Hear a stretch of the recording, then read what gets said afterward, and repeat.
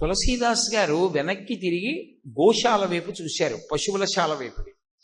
అదే ఇంట్లో ఎద్దుల బండి లాగడానికి ఒక ఎద్దుగా పుట్టి ఉన్నాడు తండ్రి. ఆ భూమి మీద వ్యామోహంతో వెళ్ళిపోయాడు, ఎద్దుగా వచ్చాడు. వచ్చి ఎద్దుగా నిలబడి ఉన్నాడు. మహాత్ముడిని గుర్తుపట్టాడు తులసీదాస్ గారు వచ్చారని. అయ్యయ్యయ్యో, బతికున్న నాళ్ళు ఈ మనుష్య శరీరాన్ని డబ్బు సముపార్జన కోసం ఒక్కదాని కోసమే వాడాను. డబ్బు సంపాదించడం, వచ్చిన డబ్బుతో భోగం అనుభవించడం, నోటితో అక్కర్లేనివన్నీ మాట్లాడటం. ఒక్కనాడు భగవన్నామం మాట్లాడలేదు, భగవత్ సంబంధం మాట్లాడలేదు. ఏమైంది? ఇప్పుడు ఎద్దునై నించున్నాను. తులసీదాస్ గారు నాకు అప్పుడు కూడా రామాయణం చెప్తారు, కానీ వినే ఎలా అర్థం చేసుకుంటాడు, ఎలా వింటాడు? రామాయణం విన్నా రామ అని ఎలా అంటాడు? అనలేడు. ఇక ఆ అవకాశం లేదు, జీవితంలో పోయింది. ఇప్పుడు తెలిసి వచ్చింది మనుష్య శరీరం యొక్క విలువేమిటో. ఆ శరీరంలో ఉండగా రామాయణం చదువుకునుంటే, రామాయణం మీద ఒక్క పువ్వు పెట్టి నమస్కారం చేసి ఉంటే, రామ అని అనుంటే, శివ అని ఉంటే, తులసీదాస్ గారి ఇంటికి వచ్చినప్పుడు అయ్యా కూర్చోండని చెప్పి కనీసం గుక్కెడు మంచినీళ్ళు ఇచ్చి రామాయణం వినుంటే, అంతటి మహాత్ముడికి మంచినీళ్ళు ఇచ్చినందుకు, రామాయణం పోని విన్నందుకు ఏమై ఉండేవాణ్ణు? ఇన్ని మాటలు ఇంటికి వచ్చి అడిగితే రామాయణం వినలేదు, భగవత్ సంబంధమైన మాట నాకు అక్కర్లేకపోయింది, ఇప్పుడు ఎద్దునయ్యాను. ఇది శరీరమే. ఎందుకు పనికొస్తుంది? ఓ దేవాలయానికి ఎడతావా? ఓ 11 రూపాయలు దానం చేస్తావా? ఓ ప్రదక్షిణం చేస్తావా? ఈశ్వరుడి పల్లకి పట్టుకుంటావా? ఓ చీపురు కట్ట పట్టుకెళ్ళి దేవాలయాన్ని ఒకసారి తుడవగలవా? దేవాలయంలో ఉన్న పాత్రలు నువ్వు ఒక్కసారి కడగగలవా? ఈశ్వరుడికి ఆ ఊరిరిగింపు జరుగుతూ ఉంటే నువ్వు ముందు దివిటీ పట్టుకుని నడవగలవా? పోనీ ఇవేమీ అక్కర్లేదు, స్వామి పల్లకీలో వెళ్ళిపోతుంటే స్వామి వెనకాతల గోవింద గోవింద అంటూ గోవిందనామం చెప్పుకుంటూనో భగవన్నామం చెప్పుకుంటూనో నడవగలవా? భగవత్ కథాశ్రవణం చెయ్యగలవా? చెయ్యలేవు. అప్పుడు ఆ జన్మ ఏమైంది? ఇందుకు పనికిరాంది అయిపోయింది. మనుష్య శరీరము ఒక్కటే పుణ్యకర్మ చెయ్యగలదు. ఈ శరీరం ఒక్కటే పుణ్యాన్ని సముపార్జించగలదు. సముపార్జించగలిగి కూడా ఈ శరీరాన్ని పుణ్యకర్మ కొరకు తప్ప కామక్రోధముల కొరకు మాత్రమే వాడాడనుకోండి, ఎందుకు పనికొస్తోంది? పాపకర్మ చేయడానికి పనికొస్తోంది. ఎంత ఆశకి వశుడు అవుతున్నావో అన్ని పాపాలు చేస్తావు డబ్బు కోసం. ఎంత కోపానికి వశుడు అవుతున్నావో అన్ని తప్పు మాటలు వదరి మాట్లాడతావు. రెండిటి చేత పాపమే చేస్తావు. పాపకర్మ చేస్తున్నావు తప్ప అసలు దీంతో పుణ్యం చేసుకోవాలన్న స్పృహ లేదు. పైగా దీనితో 4 రకాల పుణ్యం జరుగుతుంది, సామాన్యం కాదు. ఇది ఎవ్వరికీ లేదు, ఏ ప్రాణికి లేదు.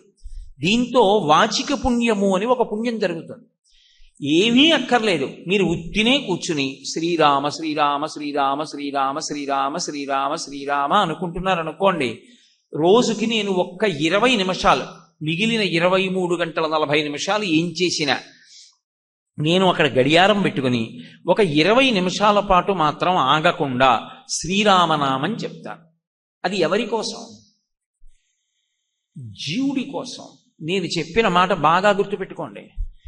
కోట్లు సంపాదించి తెచ్చి అక్కడ పెట్టావు, ఊపిరి ఇలా ఆగిందంతే అనుబంధాలన్నీ పోయాయి, వెంటనే పోతాయి అనుబంధాలు. శరీరమునందు ఊపిరి పోగానే అనుబంధములన్నీ ఆగిపోతాయి.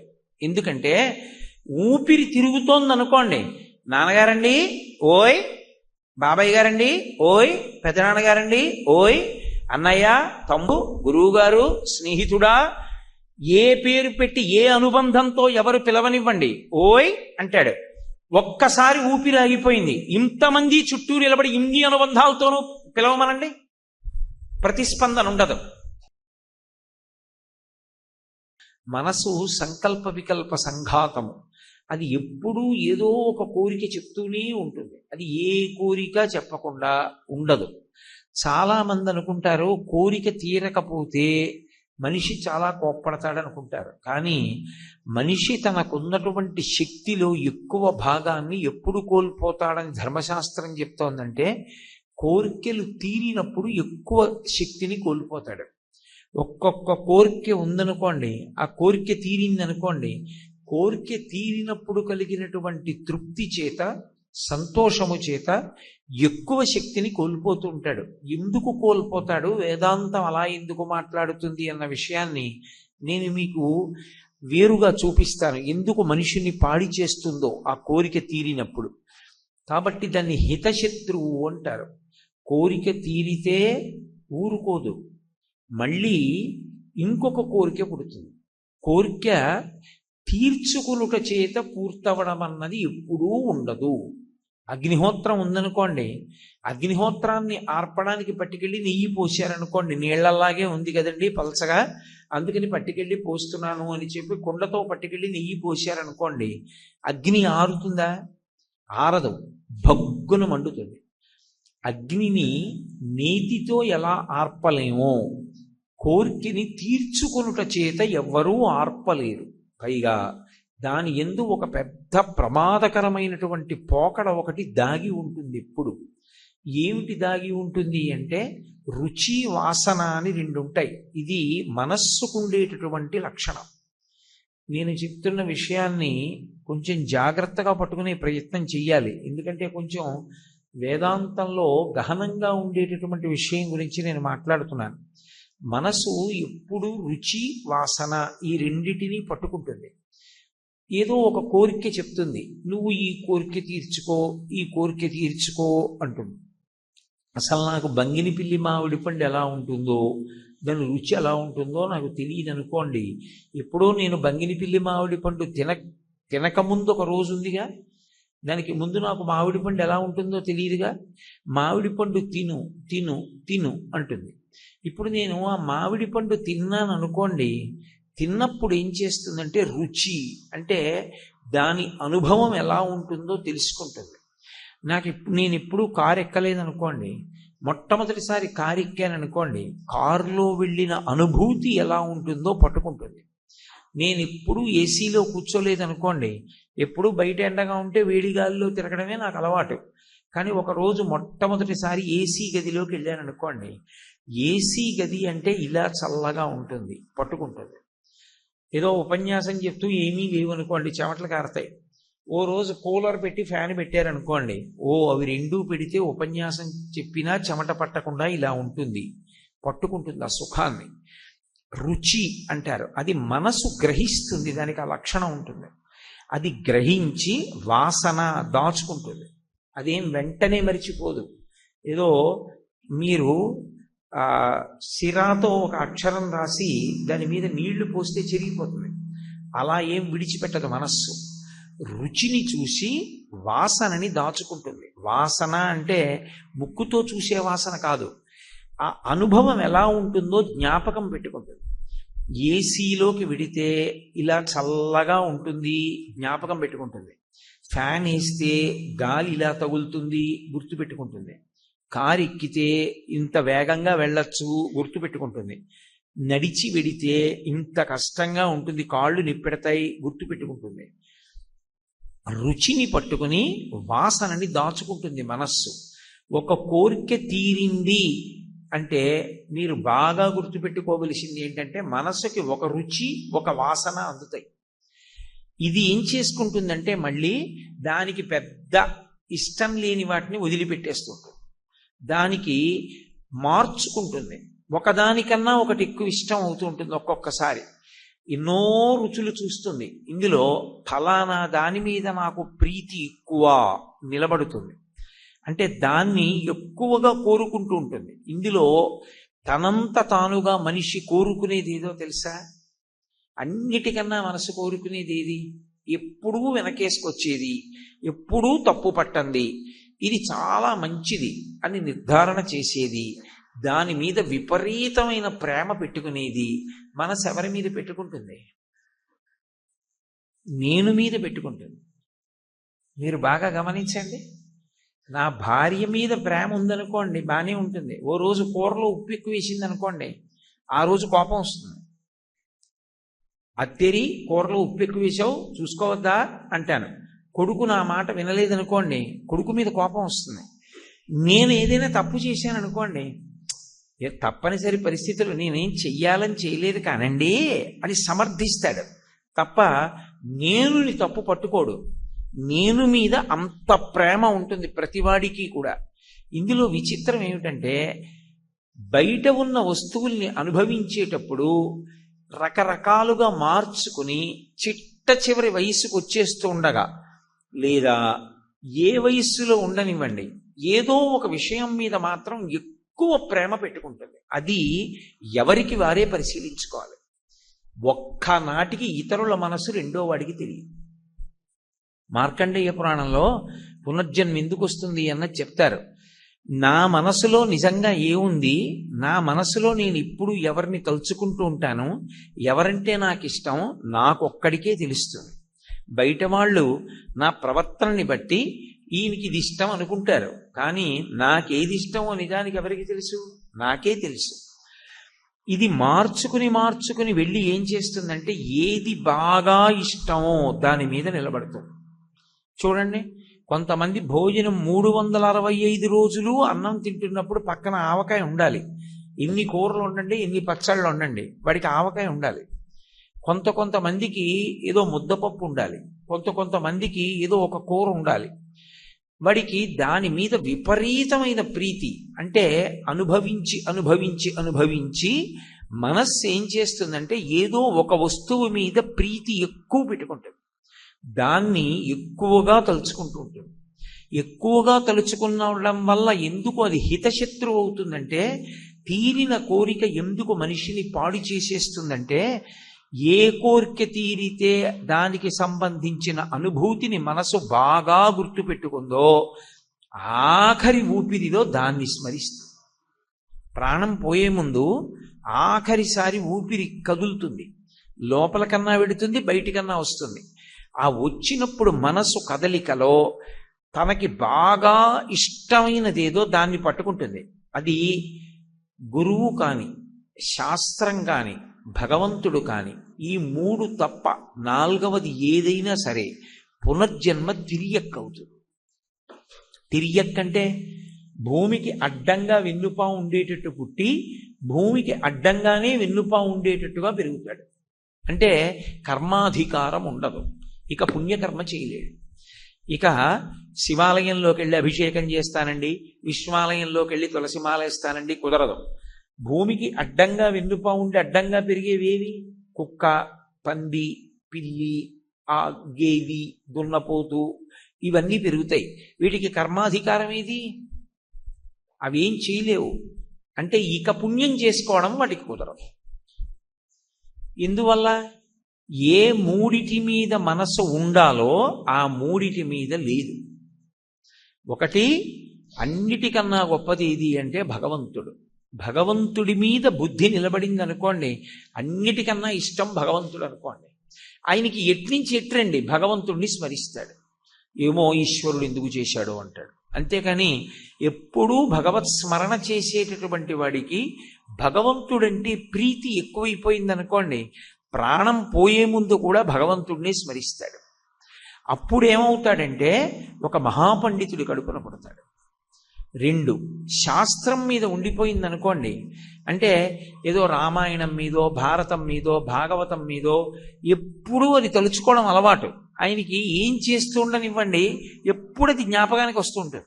ఏదో భారతంలో ఏదో ఘట్టం గుర్తొస్తుంది, ఏదో భాగవతంలో ఘట్టం గుర్తొస్తుంది, లేకపోతే రామాయణంలో ఘట్టం గుర్తొస్తుంది, లేకపోతే ఏదో శివానంద లహరి, సౌందర్య లహరి, ఏవో ఆలోచిస్తూ ఉంటాడు. వాటి మీద ఎక్కువ ప్రీతి ఉందనుకోండి, మనసుకుండే లక్షణం ఏమిటంటే ప్రాణోత్క్రమణమైపోయి శరీరం విడిచిపెట్టే ముందు ఎక్కువ ఇష్టం ఏదో దాన్నే పట్టుకుంటుంది. దాన్ని పట్టుకుని వెళ్ళిపోయినప్పుడు ఏం చేస్తాడంటే దీన్ని ఈశ్వరుడు తొట్టతొట తీర్పుగా స్వీకరిస్తాడు. భగవంతుడు మనుష్యుడికి పునర్జన్మ ఇచ్చేటప్పుడు ఆఖరి ఆలోచన ఏది అది చూస్తాడు. ఆఖరణ ఏ ఆలోచనతో వెళ్ళిపోయాడు ఇది పట్టుకుంటాడు. నువ్వు ఆఖరణ ఈ ఆలోచనతో వెళ్ళావా లేదా? జీవుడిని ప్రశ్న వేస్తాడు. అవును, నేను దానితో వెళ్ళాను అంటే ఇప్పుడు నీకు దేని మీద ప్రీతి జీవితంలో? అది ఆఖరణ స్మరణకు వస్తుంది. నీకు దాని మీద తలంపు ఉన్నది అంటే మళ్ళీ దానికోసమే నువ్వు వెళ్ళిపోమ్మంటాడు. అప్పుడు తిరియక్కవుతాడు. నేను మీకు బాగా అర్థమయ్యేటట్టు చెప్పాలంటే, ఏదో నాకు డబ్బు మీద ప్రీతితో వెళ్ళిపోయాడు అనుకోండి, డబ్బు డబ్బు డబ్బు డబ్బు అని తలుచుకుంటూ నా డబ్బే ఏమైపోతుందో అని తాపత్రయపడుతూ వెళ్ళిపోయాడు అనుకోండి. అలాంటి వాడు చీకటిగా ఉండే చోట విషం కలిగినటువంటి ప్రాణిగా వస్తాడు. డబ్బు ఎక్కడ పెడతారు? తీసుకొచ్చి అందరి ముందు హాల్లో సోఫాలో పెట్టరుగా. అది ఎప్పుడూ చీకట్లో ఉంటుంది. డబ్బు కానీ, బంగారం కానీ, వజ్రాలు కానీ ఇలాంటివన్నీ ఎప్పుడూ చీకట్లోనే ఉంటాయి. ఓ బీరువాలో బాగా లోపలికి పెట్టి చెస్ట్ మూసేసి బీరువా తలుపులు వేసేసి తాళం వేసేసి ఆ తాళం చెవులు ఎక్కడో తగిలించేస్తారు. అంటే ఇప్పుడు అంత చీకట్లో ఉంటుంది. వాడికి ఆ డబ్బుని రక్షించుకోవాలని వ్యామోహం, నా డబ్బు అని. ఎలా చేరుతాడో తెలియదు. అక్కడికి వెళ్ళి చేరుతాడు. ఏ తేలు జిర్రో ఏదో అయి అక్కడ ఉంటాడు. కొడుకే ఆ డబ్బు కోసమని చెయ్యి పెడతాడు. కొండి తీసి టక్కును కొట్టబోతాడు. నేను తిని చెప్తున్నాను అనుకుంటున్నారేమో. మీరు మార్కండేయ పురాణాదులు చూడండి, మీకు అర్థమవుతుంది. లలితా సహస్రంలో ధన్య అన్న నామానికి భాస్కరరాయలు వారు వ్యాఖ్యానం చేశారు. ఆ కొండి తగిలిందనుకోండి, కొడుకు చూస్తాడు, దిక్కుమాలిన తేలి ఇక్కడ చేరింది ఏమిట్రా, చెప్పట్రండి అని చెప్పి ఆ తేలిని కొట్టేస్తాడు. అందులో ఉన్న జీవుడెవరు? తండ్రే. కానీ తండ్రి ఉన్నాడు, ఆ తేలిలో జీవుడుగా ఉన్నాడని కొడుక్కి కూడా తెలియదు. కొట్టిన తర్వాత చచ్చిపోతాడు. మళ్ళీ అది వదిలిపెడతాడు. మళ్ళీ అది వదిలిపెట్టినప్పుడు ఆఖరణ ఏ ఆలోచనతో వెళ్ళిపోయాడో దానికి కూడా 6 లక్షణాలు ఉంటాయి. ఇది వేదాంతం గహనంగా ఉంటుంది. వెన్నుపాము అడ్డంగా ఉండే ప్రాణుల్లో 6 ఆలోచనలు ఉంటాయి. ఇంకా 7వ ఆలోచన ఉండదు దానికి. ఏమిటి 6 ఆలోచనలు అంటే సముద్ర కెరటంలో వస్తాయి. ఒకటి ఆకలి ఉంటే ఆకలి ఉంటుంది, దానికి ఆకలి గురించి ఆలోచిస్తుంది. నాకు ఆకలి వేస్తోంది, ఏం దొరుకుతుంది తిందాం. 2 దప్పిక, దాహం వేస్తోంది, ఏం చేద్దాం. 3 శోకము, దానికి కూడా ఏదో భయం బాధ ఉంటాయి. మీరు చూడండి, ఏదైనా ఓ జెర్రటుగా వస్తోంది అనుకోండి, మీరు గబుక్కుని ఓ పుల్ల తీసి జెర్రిని కొట్టకుండా పక్కన కొట్టారనుకోండి, అది ఇంకా వేగంగా పాకెళ్ళిపోతుంది, ఏ కన్నంలోనూ దూరిపోతుంది. దానికి భయం ఉంటుంది. కాబట్టి దానికి శోకము, దానికి మోహము, దానికి అజ్ఞానం ఉంటుంది. అజ్ఞానం ఉండబట్టే అది కూడా ఇక్కడ మనుష్యుడు ఉన్నాడరా, బయటికి వెడితే చంపేస్తాడని చూసుకోకుండా గబుక్కుని బయటకు వస్తుంది. మోహము, జర, అది కూడా పెద్దదైపోతుంది. వృద్ధాప్యం వచ్చేసి ఎక్కువ వేగంగా కదలలేని స్థితికి వచ్చేస్తుంది. జర, చిట్ట చివరిదేది మరణము, అది కష్టం. చచ్చిపోయే ముందు అది కూడా బాధపడి శరీరాన్ని వదిలేస్తుంది. అంత ఇప్పుడు అజ్ఞానం చేత నాకు నా శరీరం మీద ఎంత వ్యామోహం ఉంటుందో, జెర్రికి జెర్రి శరీరం మీద అంత వ్యామోహం ఉంటుంది. లేకపోతే రక్షించుకుందామని ఎందుకు అనుకుంటుంది? చీమకి చీమ శరీరం మీద వ్యామోహం ఉంటుంది. ఈ 6 ఉంటాయి. ఇక 7వది ఆలోచించడానికి దానికి ఏం ఉండవు. మోహములోకే కామం కూడా వచ్చేస్తుంది. కాబట్టి ఇంకేం ఉండవు దానికి. మనకైతే ఆలోచనలు ఎక్కువ. నా మనవడి కోసం ఏం చెయ్యాలి, నాకు బ్యాంకులో ఎంత ఉంది, నా ఇన్సూరెన్స్ ఎంత ఉంది, నా రోడ్ ట్యాక్స్ కట్టానా, ఈ ఆలోచనలన్నీ నాకు. జంతువులకి ఇంక ఇవేం ఉండవు, తిరియక్కులకి 6 ఆలోచనలు ఉంటాయి. కాబట్టి అది కూడా చచ్చిపోయే ముందు ఈ 6 ఆలోచనల్లో ఏదో ఒక ఆలోచనతో చచ్చిపోతుంది. మళ్ళీ తిరియక్కే అవుతుంది. ఎందుకంటే ఒకసారి వెన్నుపాము అడ్డంగా ఉన్న ప్రాణిగా వచ్చాక గురువు, శాస్త్రము, దైవము ఎలా గుర్తొస్తారు దానికి? అక్కడ వస్తుంది ప్రమాదం. చాలా జాగ్రత్తగా పట్టుకోవాలి. ఉస్మాని చెప్పింది. ఇందులో ఉన్నాం కాబట్టి ఈ శరీరంలో సాధన చేసి గురువు, శాస్త్రము, దైవము ఈ 3 గురించి ఆలోచించగలరు. ఒకసారి శరీరం వదిలిపెట్టేస్తే ఏ శరీరంలోకి వెళ్ళండి, ఇక ఈ 3 గురించిన ఆలోచన ఉండదు. కాబట్టి ఎన్ని మాటలు చచ్చిపోయినా మళ్ళీ ఇంకోసారి తిరిగి అవుతాడు. చీమ వదిలితే పాము అవుతాడు, పాము వదిలితే పంది అవుతాడు, పంది వదిలితే కప్ప అవుతాడు. ఇలా ఎన్న మాటలు. కొన్ని కోట్ల జన్మలు అలా వెళ్ళాలి. వెళ్ళిన తరువాత ఎప్పుడో ఎక్కడో ఏదో అనుషంగిక పుణ్యం లభిస్తే, అనుకోకుండా మన వల్ల ఏదైనా ఓ పుణ్యకార్యం జరిగితే అప్పుడు మళ్ళీ మనుష్య జన్మలోకి వస్తాడు. అప్పుడు ఆ మనుష్య జన్మని మళ్ళీ సక్రమంగా వినియోగించుకోలేదనుకోండి, మళ్ళీ పోయిందంతే. అన్ని కష్టాలు పడి చిట్ట చివరికి మనుష్య జన్మలోకి వచ్చాడు. అందుకే కోరికల మీద కోరికలు పెరిగిపోతున్నాయి అనుకోండి, అందుకు కామము, క్రోధము, తల్లి తండ్రి. మనుష్యునకు పాపకర్మ చెయ్యడానికి అవి హేతువులు అని చెప్పడానికి కారణం అది. కామము, కోరిక బలపడిపోయిందనుకోండి, పునర్జన్మ వచ్చేస్తుంది తిరియక్కుగా. 2 కోరిక బలమైపోతే ఈ కోరిక ఎలాగైనా తీర్చేసుకోవాలనుకుంటాడు తప్ప, వద్దు మనకి ధర్మం కావాలి తప్ప ఈ కోరిక తీరడం ప్రధానం కాదు అని విడిచిపెట్టడు. అందుకే మనసు అదే పనిగా ఈ కోరిక తీర్చుకో, కోరిక తీర్చుకో, కోరిక తీర్చుకో అని బోధ చేసేస్తోంది అనుకోండి, లొంగిపోయాడు అనుకోండి మనుష్యుడు, ఇలా మనం చెయ్యొచ్చా చెయ్యకూడదా చూడడు, ఆ కోరికని తీర్చేసుకుంటాడు. ఆ కోరిక తీర్చేసుకోగానే పాపం పడుతుంది ఖాతాలో. అది చెయ్యకూడని పని చేసేసాడు. లంచం తీసుకోకూడదు తెలుసు, కానీ ఏదో కోరిక ఉంది. ఓ స్థలం కొందామనో, ఓ ఇల్లు కొందామనో, లేకపోతే ఎక్కడో బోల్డంత డబ్బు దాచాలనో, బంగారం కొనాలనో ఎక్కడో కోరిక ఉంది. ఆ కోరిక బలపడిపోయింది అనుకోండి, దారి తప్పిపోతాడు. దారి తప్పాడనుకోండి పాపకర్మ చేస్తాడు. క్రోధం ఉందనుకోండి ఖచ్చితంగా పాపకర్మ చేసేస్తాడు. కోపం వచ్చినప్పుడు ఎవరి యందు ఎంతకాలం ఉంటుందో చెప్పింది శాస్త్రం. వాడు ఉత్తముడు, వాడు సాధనలో ఉన్నవాడు అని తెలిసిపోతుంది. ఎందుకో తెలుసా? ఉత్తమే క్షణకోపస్య మధ్యమే ఘటికాద్వయం అధమే స్యాదహోరాత్రం పాపిష్టే మరణాంతకః. కోపం ఎవరి యందు ఎంతసేపు ఉంటుంది అన్నదాన్ని బట్టి వాడు ఎంత సాధన చేస్తున్నాడు అన్నది తెలిసిపోతుంది. ఉత్తమే క్షణకోపస్య, ఉత్తముడైన వాడికి కూడా కోపం వస్తుంది. ఎందుకో తెలుసా? విభేదించిన కారణం చేత. తప్పును మీరే మాట మాట్లాడుతున్నారో అది సత్యం కాదు, అలా మాట్లాడకూడదు అని అనిపించింది అనుకోండి, కోపం వస్తుంది. కానీ ఆ క్షణం అంతే. ఆ విషయంలో విభేదించాను, అక్కడ వరకే. మిగిలిన విషయాల్లో గౌరవం ఎందుకు తీసేయాలి? కాబట్టి అక్కడతో వదిలిపెట్టేస్తాడు. ఉత్తముడి కోపం క్షణం ఉంటుందంతే, ఇక ఆయనకి జ్ఞాపకం కూడా ఉండదు ఆ విషయం. మధ్యమే ఘటికాద్వయం, మధ్యముడికి ఒక ఘడియ కాదు. అధమే స్యాదహోరాత్రం, అధముడికి ఒక రాత్రి ఒక పగలు ఉంటుంది. పాపిష్ఠే మరణాంతకః, పాపిష్టివాడికి, ఎప్పుడూ పాపం చేసేవాడికి మరణాంతకః, వాడు చచ్చిపోయే వరకు పగ పెట్టే ఉంటాడు. అందుకే క్రోధం ఎంతసేపు ఉంటుంది అన్నదాన్ని బట్టి వాడు ఎంత పాపం చేస్తాడు అన్నది చెప్తారు. అందుకే క్రోధాన్ని నిగ్రహించుకో. ఓ మాట చెప్తారు రామాయణంలో, క్రుద్ధ పాపం నకుర్యాత్కః క్రుద్ధో హన్యాద్గురూనపి క్రుద్ధ పరుషయావాచ నరం సాధు నధిక్షిపేత్. కోపం అన్నది మనిషిని గట్టిగా వచ్చేసి ఆవహించేసింది అనుకోండి, కోపం వచ్చిందంటారు. ఇప్పుడు కోటేశ్వరరావు గారు ఇక్కడికి వచ్చారు అన్నారనుకోండి, అంటే నేను ఎక్కడో బయలుదేరానని గుర్తు కదూ.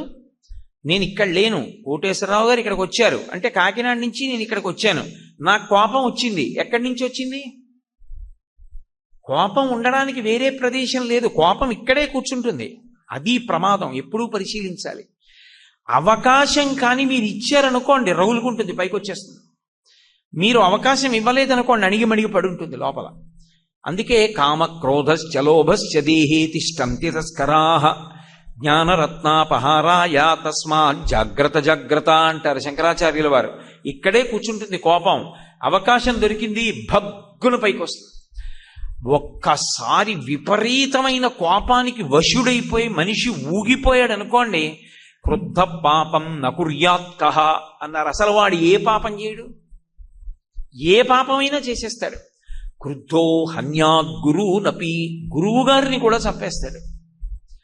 క్రుద్ధో హన్యాద్గురూనపి క్రుద్ధ పరుషయా వాచ. అంత క్రోధానికి వశుడైపోయిన వాడి నోటి వెంట ఎప్పుడూ కూడా మంచి మాటలు రావు. సరళంగా మాట్లాడ్డు, శాంతియుతంగా మాట్లాడ్డు. ఏమండి మీరు అండో, ఎరా నువ్వు అంటాడు. ఒక్కసారి కాని క్రోధమునకు వశుడైపోయాడా, నోటి వెంట రాకూడని మాటలు వచ్చేస్తాయి. క్రుద్ధ పాపం నకుర్యాత్కః క్రుద్ధో హన్యాత్ గురూనపి క్రుద్ధ పరుషయా వాచ నరం సాధు నధిక్షిపేత్. ఆ క్రోధం ఎక్కువైపోయింది అనుకోండి, ఎంతటి మహాత్ముల్ని కూడా తప్పుపట్టి వారెంతటి వారంటాడు. వారెంతటి వారని కూడా అండవు, వాడెంతటి వాడంటాడు. కాబట్టి మనిషి కోపాన్ని ఎలా విడిచిపెట్టాలి అని చెప్పిందంటే శాస్త్రం, యథోరగస్త్వచం జీర్ణాం సవై పురుషముచ్యతే. కుబుసం పాముకి ఎక్కడి నుంచి వస్తుంది? పాము ఒంట్లోంచే పుడుతుంది. పాము ఒంట్లోంచి పాముకి కుబుసం పుడితే పాముకి కళ్ళే కనపడవు, కళ్ళకు అడ్డంగా వస్తుంది కుబుసం. పాము ఏం చేస్తుంది? నా ఒంట్లో పుట్టిన కుబుసమే నా శరీర నిర్మాణం ఎలా ఉందో అలాగే ఉంది, దీన్ని వదిలేయడం ఎందుకని ఆలోచించదు. గరుగ్గా ఉన్నదాన్ని చుట్టుకుని దానికి ఒరుసుకుంటుంది, శరీరాన్ని ఒరుసుకుని కుబుసం వదిలేస్తుంది. అందుకే ఎప్పుడైనా పాము కుబుసం కనపడింది అనుకోండి, ఆ పాము ఎంత పెద్దదో ఏ జాతి పామో చెప్పేస్తారు. పాము శరీరం మీద మచ్చలు ఎలా ఉంటాయో కుబుసం మీద మచ్చలు అలాగే పడతాయి. పాము తన ఒంట్లోనే పుట్టినదైనా కుబుసాన్ని తాను వదిలిపెట్టేస్తుంది తప్ప కుబుసాన్ని ఉంచుకోదు. పాము కుబుసాన్ని ఎలా విడిచిపెట్టిందో మనిషి కోపాన్ని అలా విడిచిపెట్టేయాలి తప్ప కోపాన్ని ఎప్పుడూ కూడా అట్టెపెట్టుకోకూడదు. అది ప్రమాదకారి. మీరు ఒకటి బాగా జ్ఞాపకం పెట్టుకోండి, కోపం ఎవరికి శత్రువో తెలుసా? ఎవరికి కోపం వచ్చిందో వాళ్ళకే శత్రువు. తన కోపమే తన శత్రువు, తన శాంతమే తనకు రక్షదయ చుట్టంబౌ అని తన సంతోషమే స్వర్గము. చిన్నతనంలో మనకి నేర్పుతారు. నేర్పినప్పుడు తన కోపమే తన శత్రువు, నా కోపం నాకు శత్రువు, నా కోపం మీకు శత్రువు కాదు. ఎందుకో తెలుసా? దాని ఎందుకు లక్షణం ఉంటుంది. నాకు ఏదో చాలా కోపం వచ్చేసింది అనుకోండి, అవతల వారు చాలా పెద్ద మనిషి, నేను పట్టుకుని నువ్వు ఒరేయ్ అని నా ఇష్టం వచ్చినట్లు మాట్లాడాను. ఆయన చాలా పెద్ద మనిషి, ఆయన ఒక్క మాట మాట్లాడలేదు. ఆయన చిరునవ్వు నవ్వి భగవంతుడి వైపు తిరిగి నమస్కారం చేసి, ఈశ్వరా వీడికి బుద్ధి కలిగేటట్టు చూడని చెప్పి వెళ్ళిపోయాడు. ఆయనేం పట్టించుకోలేదు. ఆయనేం పట్టించుకోకుండా వెళ్ళిపోతే కోపం ఆగుతుందా? అరే ఇన్ని తిట్టాను చూసావా ఎలా వెళ్ళిపోతున్నాడో, ఒక్క మాట మాట్లాడే ఇంకా ఎక్కువైపోతుంది కోపం. ఎవడు ఊగిపోతాడు, ఎవడికి కోపం వచ్చిందో వాడు ఊగిపోతాడు, వాడు ఇంకా ఎక్కువ తిడతాడు. తిట్టిన కొద్దీ పాపం వీడి ఖాతాలో పడుతుంది. నేను పుచ్చుకోలేదు అన్నాను అనుకోండి, అవతల వాడి ఖాతాలో ఏం పడదు. అందుకే తన కోపమే తన శత్రువు, కోపము తనకే శత్రువు. కోపము ఎప్పుడూ కూడా తనకి బంధువు కాదు. అందుకే అహిత శత్రువు అని పేరు శాస్త్రంలో కోపానికి. కాబట్టి దాన్ని ఏం చెయ్యాలి అని అడిగారు. ఎప్పుడైనా కోపం వస్తే అగ్నిహోత్రం పైకి లేచిపోతూ ఉంటే కుండతో నీళ్లు తెచ్చి పోసి ఆర్పేసినట్లు కోపం పెరిగిపోతూ ఉంటే ఓర్పు చేత ఆర్చేయాలి కోపాన్ని. కోపాన్ని ఆపడానికి సాధనము లోకంలో ఒక్కటే ఉన్నది, ఓర్పు ఒక్కటే. అందుకే నేను చెప్పానని మీరు అనుకోవద్దు, నేను మీతో పరమసత్యం చెప్తున్నాను. కోపం బాగా వస్తే ఏం చేయమని చెప్తారంటే, వెంటనే నువ్వు ఏదైనా గదిలోకి వెళ్ళి తలుపులు వేసేసుకుని కూర్చోమని చెప్తారు. కొంతసేపు కూర్చో ప్రశాంతంగా, ఎవ్వరితో మాట్లాడద్దు. మాట్లాడకుండా నిశ్శబ్దంగా కూర్చో. నీకు వీలైతే ఒక అద్దం పెట్టుకుని నిన్ను నువ్వు చూసుకో. ఎంత భయంకరంగా ఉంటావో కోపం వచ్చినప్పుడు, ముఖంలో ఎంత వికారం వచ్చేస్తుందో, ఎంత ఊగిపోతాడో మనిషి కనపడుతుంది. కాసేపు భగవత్ స్వరూపం గురించి కానీ గురువుల గురించి కానీ ఆలోచించి మహాత్ములైన వారికి సంబంధించిన పుస్తకాన్ని తిప్పి వారి చిత్రాలు చూస్తే వెనక్కి వెళ్ళిపోతుంది. పొంగిపోతున్న పాల మీద నీళ్లు చల్లితే పాలు ఎలా వెనక్కెడతాయో, మహాత్ముల యొక్క మూర్తులను చూసినా నిశ్శబ్దంగా మంచి విషయం వైపుకి మనసుని తిప్పినా కోపం వెనక్కి వెళ్ళిపోతుంది. ఏదో కామకోటి పీఠాధిపత్యం వహించిన మహాపురుషులు చంద్రశేఖరేంద్ర సరస్వతి స్వామి వారి వివిధ ఫోటోలతో కూడుకున్నటువంటి ఓ పుస్తకాన్ని అలా తిప్పారనుకోండి, అవన్నీ చూస్తుంటే ఎంతటి మహాత్ముడురా నిజంగా అనిపించి కోపం వెనక్కి వెళ్ళిపోతుంది. అందుకే కోపాన్ని తగ్గించడానికి ఒకే ఒక మార్గం ఇది, ఓర్పు ఒక్కటే. ఆ సహనము లేదనుకోండి మీరు కోపాన్ని ఆపలేరు. అగ్నిని ఆర్పడానికి లోకంలో నీళ్లు ఎలా ఉంటాయో, కోపాన్ని తగ్గించడానికి ఓర్పు ఒక్కటే సాధనము. ఇప్పుడు నాకొక్క మాట చెప్పండి. కామము క్రోధము, కామము క్రోధము, కామము క్రోధము జీవితంలో నిద్ర లేచి పడుకునే వరకు ఇవి రెండు మారి మారి మారి మారి వస్తుంటాయి. నేను ఉదాహరణ చెప్పాలంటే, ఇక్కడికి ఉపన్యాసానికి వద్దామని బయలుదేరాను. అది నా కామం. నా కామం అంటే నా కోరికే. నేను అనుకున్న సమయానికి వచ్చేసాను అనుకోండి, నా కోరిక తీరింది.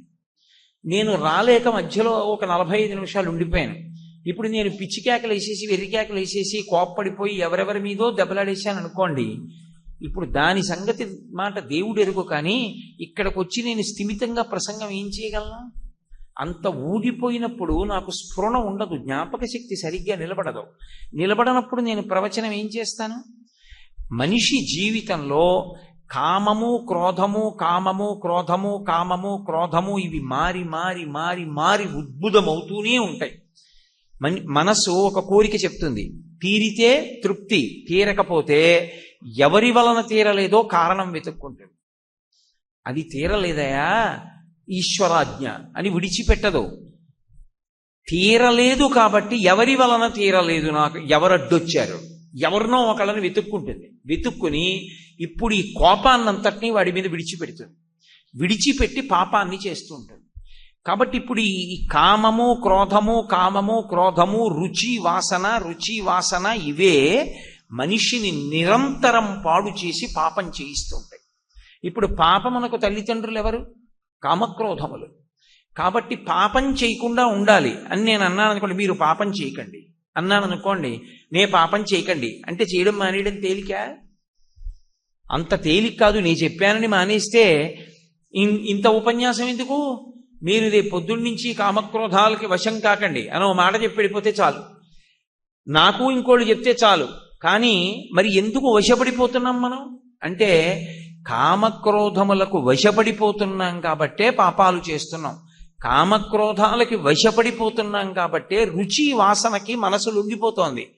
ఇదే భాగవతం దశమ స్కంధంలో కృష్ణ భగవానుడు ఒక అద్భుతమైనటువంటి లీలగా చూపిస్తాడు. దీన్ని పాపకర్మాచరణమునకు అవకాశం ఎక్కడుంటుందో చూపిస్తాడు. ఆయన ఆవుల్ని దూడల్ని కాస్తూ ఉంటాడు. వాటిని రక్ష చేస్తున్నప్పుడు కంసుని పనుపున వచ్చినటువంటి ఒక రాక్షసుడు ఒక దూడ రూపంలో ప్రవేశిస్తాడు. ప్రవేశించి కృష్ణుణ్ణి చంపాలి, అది ఆ రాక్షసుడి కోరిక. వాడు ఒక దూడ వేషంలో వచ్చాడు. ఇప్పుడు ఈ దూడ వేషంలో ఒక రాక్షసుడు వస్తే వెలగ చెట్టు రూపంలో ఒక రాక్షసుడు వచ్చాడు. దాని నిండా వెలగపళ్ళున్నాయి. ఈ ఇద్దరూ ఎందుకు వచ్చారంటే, కృష్ణుడు ఆదమరిచి గొల్లపిల్లలతో ఆడుకుంటున్న వేళ చూసి వెనక నుంచి వెలగ చెట్టు, ముందు నుంచి ఆవు దూడ రెండూ వచ్చి బాలకృష్ణుణ్ణి కుమ్మి చంపెయ్యాలి అని వాటి కోరిక. అందుకని ఒకవైపు వెలగ చెట్టు పళ్ళతో, ఒకవైపు దూడ, రెండూ వచ్చాయి. ఆ గోపాల బాలురు అన్నారు, వాళ్ళ దగ్గర ఎన్ని గోవులున్నా వాళ్ళు వాళ్ళ గోవులేవో వాళ్ళది కాని గోవేదో వాళ్ళు కనిపెడతారు. వాళ్ళు అన్నారు, కృష్ణ కృష్ణ, ఈ ఆవు దూడ చూశావా, ఎంత చెంగు చెంగున గింతుతోందో, చాలా చమత్కారంగా ఉంది. ఈ దూడ ఎవరిది, ఎలా వచ్చింది మన మందలోకి అన్నారు. కృష్ణుడు ఏమీ తెలియని వాళ్ళ చిన్ని కృష్ణుడు అన్నాడు, ఈ దూడ ఎవరిదో చూస్తానుండండి అని దగ్గరికి వెళ్ళాడు. వెళ్ళి ఒక్కసారి ఆ ఆవు దూడ యొక్క 4 కాళ్ళు కలిపి పట్టుకున్నాడు. పట్టుకుని దాని తోకని 4 కాళ్ళకి చుట్టు తిప్పి కట్టాడు. చుట్టు తిప్పి పట్టి ఇలా ఆ 4 కాళ్ళు పట్టుకుని ఆ దూడని పైకెత్తి గిర్ర గిర్ర గిర్ర గిర్ర తిప్పాడు. తిప్పి ఈ దూడని తీసి వెలగ చెట్టుకేసి కొట్టాడు. కొడితే దూడ చచ్చిపోయింది. ఈ దూడ యొక్క దెబ్బకి వెలగ చెట్టు పడిపోయి చచ్చిపోయింది. అంటే వెలగ చెట్టు రూపంలో ఉన్న రాక్షసుడు పోయాడు, దూడ రూపంలో ఉన్న రాక్షసుడు పోయాడు. ఇది ఒక మంచి లేగ వినడెంతయు నొప్పెడినంచు డాసి తత్పదములు తోకయన్ బిగియగట్టి చలంగి వెలంగి మానితో జలియగ నొక్క పెట్టుకొని చంపె కుమారుడు లెగరక్కసిన్ వెలయగ గోపబాలకురు కోయని అర్వ నఖర్వలీలతో అంటారు పోతన గారు. ఆ దూడని వేసి వెలగ చెట్టు కొట్టి వెలగ చెట్టు ఆవు దూడ రెండూ చచ్చిపోయేట్టు చేశాడు. గోవర్ధనోద్ధరణం చేసి గోవుల్ని కాపాడినటువంటి కృష్ణుడు ఆవు దూడని వెలగ చెట్టుని ఎందుకు చంపాలి? అలా ఎందుకు ఆ రెండింటినీ చంపడం అంటే, ఒకటి, అవి రెండు రాక్షసులు. రాక్షసులు అంటే పాడు చేసేవాళ్ళు. ఏమిటి వాటికి రెండింటికి లక్షణం? వెలగపండు తీసుకొచ్చి మీరు ఇంట్లో పెట్టారనుకోండి, మా ఇంట్లో వెలగపండు లేదండి అని కానీ, మా ఇంట్లో వెలగపండు ఉందని కానీ మీరెవరితో చెప్పక్కర్లా, దాని వాసన చెప్పేస్తుంది ఇంట్లో వెలగపండు ఉందని. అలాగే ఆవు దూడ ఉందనుకోండి, దానికి అక్కర్లేని ప్రతి పదార్థాన్ని ముట్టుకుని తింటుంది. అది ప్రతి పదార్థాన్ని తింటుంది, మట్టి కూడా తింటుంది.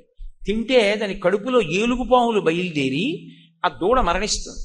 అందుకే దూడ అన్నిటినీ తినేస్తుంది, దానికి రుచి చూడటం అలవాటైపోయింది కాబట్టి దాని ముట్టికి ఓ బుట్ట కట్టేస్తే అది ప్రతిదాన్ని ముట్టుకుందామని ఎడుతుంది, కానీ అది తినలేదు. దానికి రుచి చూసే అవకాశం ఉండదు, ఎందుకంటే బుట్ట అడ్డొస్తుంది. నాలుగు ఇలా అంటుంది, కానీ వెదురుపేళ్లు తగులుతాయి, తినలేదు. వెలగపండు వాసనకి గుర్తు, రుచి వాసన ఈ రెండిటికి ఏవి? ఆవు దూడ, వెలగపండు. ఈ రుచి వాసన రాక్షసులు. ఇదే మనసులో ప్రవేశించినటువంటి కోరిక తీర్చుకున్న కోరిక యొక్క అనుభూతిని గుర్తుంచుకునుట. అందుకే శాస్త్రంలో ఒక మాట చెప్తారు. ఒక తల్లి కడుపున కవల పిల్లలు పుట్టారనుకోండి, కవల పిల్లలు ఇద్దరూ అమ్మ కడుపులోనేనా పెరిగారు? కవల పిల్లలు ఇద్దరూ అమ్మ కడుపులోంచేనా బయటికి వచ్చారు? ఏదో కొద్ది నిమిషముల వ్యత్యాసం తప్ప పెద్ద దూరం కూడా ఉండదు. ఇద్దరూ బయటికి వస్తే ఇద్దరి ఆలోచనలు ఒక్కలా ఉండవు, ఎవరి ఇష్టాలు వాళ్ళవి. కవల పిల్లల్లోనే ఒకడికి ఒకటి ఇష్టం, ఒకడికి ఇంకొకటి ఇష్టం. ఒకడు తెలివైన వాడు, ఒకడు కొద్దిగా తెలివి తక్కువవాడు. ఒకడు చురుకైన వాడు, ఒకడు చురుకు తక్కువవాడు. ఒకడికి చదువు అంటే ఇష్టం, ఒకడికి ఆటలంటే ఇష్టం. ఎందుకు వచ్చింది తేడా అంటే మనస్సుకి ఒక లక్షణం ఉంటుంది, ఆఖరి ఊపిరిలో అది కదులుతుంది. మనస్సు దేని మీద ఆధారపడి కదులుతుందంటే మన ఊపిరి మీద ఆధారపడుతుంది. అందుకే ఊపిరి ఎంత వేగంగా తీస్తే మనసు అంత వేగంగా కదులుతుంది. పూజ చేసేటప్పుడు ప్రాణాయామం ఎందుకు చేయమంటారంటే ఊపిరిని నిలబెడితే మనసు నిలబడుతుంది, ఊపిరి వేగంగా తీసేస్తే మనసు కదిలిపోతుంది, భగవంతుడి మీద నిలబడదు. ఆఖరి ఊపిరిలో ఆఖరిసారి కదులుతుంది మనసు. ఆఖరిసారి కదిలినప్పుడు ఆఖరిసారి దానికి ఇష్టమైనదేదో దాన్ని పట్టుకుని బయటికి వెళ్ళిపోయేటప్పుడు ఏం చేస్తుందంటే దానికి అత్యంత ప్రీతిపాత్రమైనటువంటిదేదో దాని గురించి ఆలోచిస్తూ బయటికి వెళ్ళిపోతుంది. ఎట్టించెడుతుందో తెలియదు, కొన్ని కోట్ల రోమరంధ్రాలు ఉంటాయి, వాటిలోంచి కూడా బయటికి వెళ్ళిపోతుంది. ఆ బయటికి వెళ్ళిపోయినప్పుడు వాసనా బలాన్ని పట్టికెడితే ఏమవుతుందంటే దానికి గత జన్మలలో ఏది ఇష్టమో దాన్నే వచ్చే జన్మలో కూడా ఇష్టపడుతుంది. అందుకే ఒక్కొక్క పిల్లవాడు చూడండి, పుట్టుకతోనే ఇల్లు ఎంత మంచి ఇల్లైనా దొంగతనానికి వ్యసనాలకి అలవాటు పడతాడు. గుణనిధి ఉపాఖ్యానం లేదు. కారణం ఏమిటంటే వాడికి గత జన్మలలోంచి వస్తున్నటువంటి వాసనా బలం మనసు తెచ్చుకుంటుంది వాసనా బలాన్ని. ఆ వాసనా బలం పోవాలి అంటే పుణ్యకర్మయందు అనురక్తి కలగాలి. పుణ్యకర్మయందు అనురక్తి కలగాలంటే ఎప్పుడూ కూడా అసలు పుణ్యకర్మ చెయ్యడానికి నీకు ఇచ్చినటువంటి సాధనము యొక్క గొప్పతనం నీకు తెలిసి రావాలి. సాధనం యొక్క గొప్పతనం తెలిస్తే తప్ప నువ్వు పుణ్యకర్మ చెయ్యవు. ఎందుకని? నేను మీకు తేలికగా అర్థమయ్యేట్టు చెప్పాలంటే, ఒక శివాలయం ఉందనుకోండి, శివాలయంలోకి వెళ్ళి ప్రదక్షిణం చెయ్యాలి. ఒకసారి అలా గుండ్రంగా తిరిగి వస్తే అదొక పుణ్యం, ఆలయానికి ప్రదక్షిణం చేశాడు. ఇప్పుడు నాకు చెప్పండి, ఒక గుడిలోకి కుక్క వెళ్ళి ప్రదక్షిణం చేస్తుందా? అనుమతిస్తారా కుక్కని? ఓ పంది వెళ్ళి ప్రదక్షిణం చేస్తుందా? చెయ్యదు. ఒక్క మనుష్యుడు మాత్రం ప్రదక్షిణం చేస్తాడు. మీకు ఏముంది కాబట్టి చెయ్యగలరు? శరీరం ఉంది కాబట్టి, మనుష్య శరీరం ఉంది కాబట్టి ప్రదక్షిణం చేస్తారు. మనుష్య శరీరం ఉంది, శ్రీరామ శ్రీరామ శ్రీరామ అనగలరు. మనుష్య శరీరం లేదు, ఎలా అంటారు శ్రీరామ అని? శ్రీరామ అంటే చాలా గొప్ప అని తెలుసు, కానీ అనలేరు. ఎందుకో తెలుసా? ఒక్కొక్కసారి జీవుడు ఇతర శరీరాల్లోకి వెళ్ళిపోయినా కూడా మహాత్ముల్ని గుర్తుపడతాడు. అందుకే కుక్కలు పిల్లులు లాంటివి కూడా మహాత్ముల యొక్క స్పర్శని తెలుసుకుంటాయి. మహాత్ముడు నడిచి వెడుతున్నాడు అని గుర్తుపడతాయి. గుర్తుపట్టి ఒక్కొక్క చో అయితే ఏం చేస్తాయో తెలుసా? తేరిపారి చూస్తాయి. ఒక్కొక్క చో అయితే గత జన్మ జ్ఞాపకానికి వస్తుంది. తులసీదాస్ గారు కాశీలో గంగా తీరంలో కూర్చుని రామాయణ ప్రవచనం చేసేవారు. ప్రతిరోజు సాయంకాలం బోలెడంత మంది వచ్చి కూర్చుని వింటూ ఉండేవారు. ప్రతిరోజు జమీందారు సాయంకాలం వేళ వెళ్ళిపోతూ ఉండేవాడు, వాహనం మీద వెళ్ళిపోతూ ఆగి తులసీదాస్ గారిని తిడుతూ ఉండేవాడు. నీకు పని పాడు లేదు, రామాయణం అని కూర్చోపెడతావు వీళ్ళందరినీ, నువ్వు ఇది చెప్పకుండా ఉంటే వీళ్ళందరూ ఏమైనా పనులు చేసుకుంటారు, నువ్వు ఇది మొదలెడతావు, వీళ్ళు వచ్చి కూర్చుంటారు, వాళ్ళందరి సమయం 1 2 గంటలో తినేస్తావు అని తిట్టేవాడు. తులసీదాస్ గారు నవ్వేవారు, జమీందారు వెళ్ళిపోయేవాడు. మర్నాడు పొద్దున్నే అనుష్ఠానం అయిపోగానే తులసీదాస్ గారు జమీందారు ఇంటికి వెళ్ళేవాడు. జమీందారు తలుపు తీసి ఎందుకు వచ్చావని అడిగేవాడు. తులసీదాస్ గారు అనేవారు, అయ్యయ్యో మీకు డబ్బు ఆర్జనలో మీ జన్మంతా అయిపోతోంది, మీరు ఏమి పుణ్యం చేయట్లేదు, ఒక్కసారి ఈ శరీరం పోతే ఎంత కష్టమో మీకు తెలియట్లేదు, నా మాట వినండి, మీకు ఒక్కరికి రామాయణం చెప్తా, మీ ఇంటికి వచ్చి కాసేపు వినండి అనేవారు. అతను దెబ్బలాడేవాడు. రోజు తులసీదాస్ గారు వస్తుంటే ఇంకెలా వదిలించుకోవాలో అర్థం కాక, రామాయణం చెప్తావా, ఓ పని చేయి, ఒక్క 6 నెలలు పోయాక రా వింటాననేవాడు. 6 నెలలు లెక్క పెట్టుకుని తులసీదాస్ గారు మళ్ళీ వెళ్ళేవారు. వెళ్ళి తలుపు కొట్టి, అయ్యా రామాయణం చెప్తాను వింటారా, 6 నెలల తర్వాత వస్తే వింటా అన్నారు కదా అని అడిగేవారు. ఓహో 6 నెలలు అయిందా, ఒక ఏడాది పోయాక కనపడవు అనేవాడు. మళ్ళీ ఏడాది పోయాక తులసీదాస్ గారు వెళ్ళేవారు. మహాత్ముల యొక్క దయ అలా ఉంటుంది. ఇప్పుడు కుదరదులే, ఓ నెల పోయాక రా అంటుండేవాడు. ఒకసారి తులసీదాస్ గారికి ఇలాగే గడువు పెట్టాడు. తులసీదాస్ గారు మళ్ళీ ఆ ఇంటికి వెళ్ళారు రామాయణం చెప్దామని. వెళ్ళేటప్పటికీ తలుపు కొడితే కొడుకు బయటికి వచ్చాడు. ఏమయ్యా మీ నాన్నగారు ఒక నెల పోయాక రమ్మన్నారు, రామాయణం వింటా అన్నారు, చెప్దామని వచ్చానన్నాడు. మా నాన్నగారు చనిపోయారండి, చనిపోయి అప్పుడే 25 రోజులు అయిపోయింది, మా నాన్నగారు లేరండి అన్నాడు. తులసీదాస్ గారు వెనక్కి తిరిగి గోశాల వైపు చూశారు, పశువుల శాల వైపుకి. అదే ఇంట్లో ఎద్దుల బండి లాగడానికి ఒక ఎద్దుగా పుట్టి ఉన్నాడు తండ్రి. ఆ భూమి మీద వ్యామోహంతో వెళ్ళిపోయాడు, ఎద్దుగా వచ్చాడు. వచ్చి ఎద్దుగా నిలబడి ఉన్నాడు. మహాత్ముడిని గుర్తుపట్టాడు తులసీదాస్ గారు వచ్చారని. అయ్యయ్యయ్యో, బతికున్న నాళ్ళు ఈ మనుష్య శరీరాన్ని డబ్బు సముపార్జన కోసం ఒక్కదాని కోసమే వాడాను. డబ్బు సంపాదించడం, వచ్చిన డబ్బుతో భోగం అనుభవించడం, నోటితో అక్కర్లేనివన్నీ మాట్లాడటం. ఒక్కనాడు భగవన్నామం మాట్లాడలేదు, భగవత్ సంబంధం మాట్లాడలేదు. ఏమైంది? ఇప్పుడు ఎద్దునై నించున్నాను. తులసీదాస్ గారు నాకు అప్పుడు కూడా రామాయణం చెప్తారు, కానీ వినే ఎలా అర్థం చేసుకుంటాడు, ఎలా వింటాడు? రామాయణం విన్నా రామ అని ఎలా అంటాడు? అనలేడు. ఇక ఆ అవకాశం లేదు, జీవితంలో పోయింది. ఇప్పుడు తెలిసి వచ్చింది మనుష్య శరీరం యొక్క విలువేమిటో. ఆ శరీరంలో ఉండగా రామాయణం చదువుకునుంటే, రామాయణం మీద ఒక్క పువ్వు పెట్టి నమస్కారం చేసి ఉంటే, రామా అని అనుంటే, శివ అని ఉంటే, తులసీదాస్ గారి ఇంటికి వచ్చినప్పుడు అయ్యా కూర్చోండి అని చెప్పి కనీసం గుక్కెడు మంచినీళ్ళు ఇచ్చి రామాయణం వినుంటే, అంతటి మహాత్ముడికి మంచినీళ్ళు ఇచ్చినందుకు, రామాయణం పోని విన్నందుకు ఏమై ఉండేవాణ్ణు? ఇన్ని మాటలు ఇంటికి వచ్చి అడిగితే రామాయణం వినలేదు, భగవత్ సంబంధమైన మాట నాకు అక్కర్లేకపోయింది, ఇప్పుడు ఎద్దునయ్యాను. ఇది శరీరమే. ఎందుకు పనికొస్తుంది?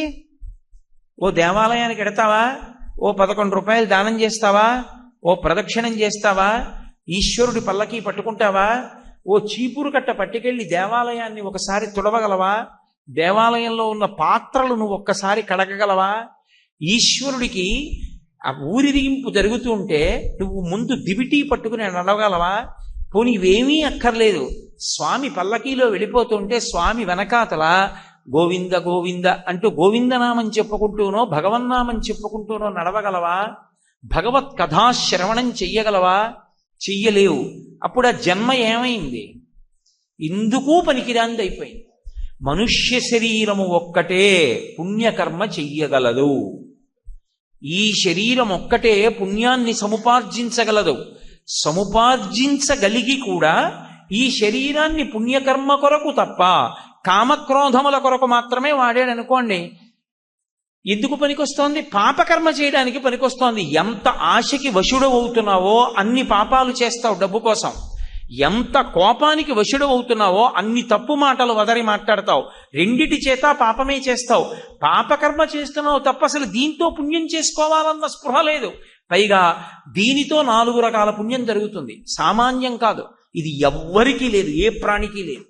దీంతో వాచిక పుణ్యము అని ఒక పుణ్యం జరుగుతుంది. ఏమీ అక్కర్లేదు, మీరు ఉత్తినే కూర్చుని శ్రీరామ శ్రీరామ శ్రీరామ శ్రీరామ శ్రీరామ శ్రీరామ శ్రీరామ అనుకుంటున్నారనుకోండి, రోజుకి నేను ఒక్క 20 నిమిషాలు, మిగిలిన 23 గంటల 40 నిమిషాలు ఏం చేసినా నేను అక్కడ గడియారం పెట్టుకుని ఒక 20 నిమిషాల పాటు మాత్రం ఆగకుండా శ్రీరామనామం చెప్తాను. అది ఎవరి కోసం? జీవుడి కోసం. నేను చెప్పిన మాట బాగా గుర్తుపెట్టుకోండి. కోట్లు సంపాదించి తెచ్చి అక్కడ పెట్టావు, ఊపిరి ఇలా ఆగిందంతే అనుబంధాలన్నీ పోయాయి. వెంటనే పోతాయి అనుబంధాలు. శరీరమునందు ఊపిరి పోగానే అనుబంధములన్నీ ఆగిపోతాయి. ఎందుకంటే ఊపిరి తిరుగుతోందనుకోండి, నాన్నగారండి ఓయ్, బాబాయ్ గారండి ఓయ్, పెదనాన్నగారండి ఓయ్, అన్నయ్య, తమ్ముడు, గురువు గారు, స్నేహితుడా, ఏ పేరు పెట్టి ఏ అనుబంధంతో ఎవరు పిలవనివ్వండి, ఓయ్ అంటాడు. ఒక్కసారి ఊపిరి ఆగిపోయింది, ఇంతమంది చుట్టూ నిలబడి ఇన్ని అనుబంధాలతోనూ పిలవమనండి, ప్రతిస్పందన ఉండదు. ఇది శంకర భగవత్పాదులు అంటారు, కింవానేన ధనేన వాజికరిభిప్రాప్తేన రాజ్యేన కింవా పుత్ర కళత్ర మిత్ర పశుభిర్దేహేన గేహేన కిం జ్ఞాతైతక్షణభంగురం సపతిరోత్యాద్యం మనోదూరత స్వాత్మార్థం గురువాక్యతో భజ భజ శ్రీ పార్వతీ వల్లభం అంటారు. కోట్లు సంపాదించి తెచ్చావు, నీ జీవితంలో ఎంతో సమయం పోయింది, వస్తుందా వెంట? పనిచేసుకుంటారు బిడ్డలు. ఓ ఇల్లు కట్టావు, నువ్వు ఉన్నప్పుడు ఇలా చూపించి ఇది నా ఇల్లు అండి అన్నావు, వెళ్ళిపోయాడు యజమాని. కొడుకు ఇలా చూపించి ఇది నా ఇల్లు అండి అన్నాడు. ఇల్లు బాధపడదు, అయ్యో పాపం ఆయన ఎంత కష్టపడి కట్టాడో, నన్ను తప్పురా అలా అంటావేమిటి, మీ నాన్న కట్టాడని చెప్పరా అని ఇల్లేమందవు, ఇది నా ఇల్లు అని కొడుకంటే ఊరుకుంటుంది. కొడుకు ఎవరికో అమ్మేశాడు, వాడు వచ్చి ఇది నా ఇల్లు అన్నాడు, ఏమంది ఇల్లు అలాగే ఉంటుంది. డబ్బు ఎవడు తీసుకుంటే వాడితో వెళ్ళిపోతుంది, నగలు ఎవరు పుచ్చుకుంటే వాడితో వెళ్ళిపోతాయి, ఆఖరికి శరీరం కట్టెలలో కాలిపోతుంది. నువ్వు జీవుడేమైపోయాడు? సంపాదించావు మంచిదే, సంపాదించద్దని బిడ్డలకు ఇవ్వద్దని ధర్మశాస్త్రాలు చెప్పలా, సంపాదించవలసిందే బిడ్డలకు ఇవ్వవలసిందే. కానీ అదొకటే శాశ్వతం అనుకుంటే ఊపిరి ఆగిపోయినప్పుడు వాళ్ళతో అనుబంధం లేదు, సంపాదించింది నీ వెంట వచ్చే అవకాశం లేదు.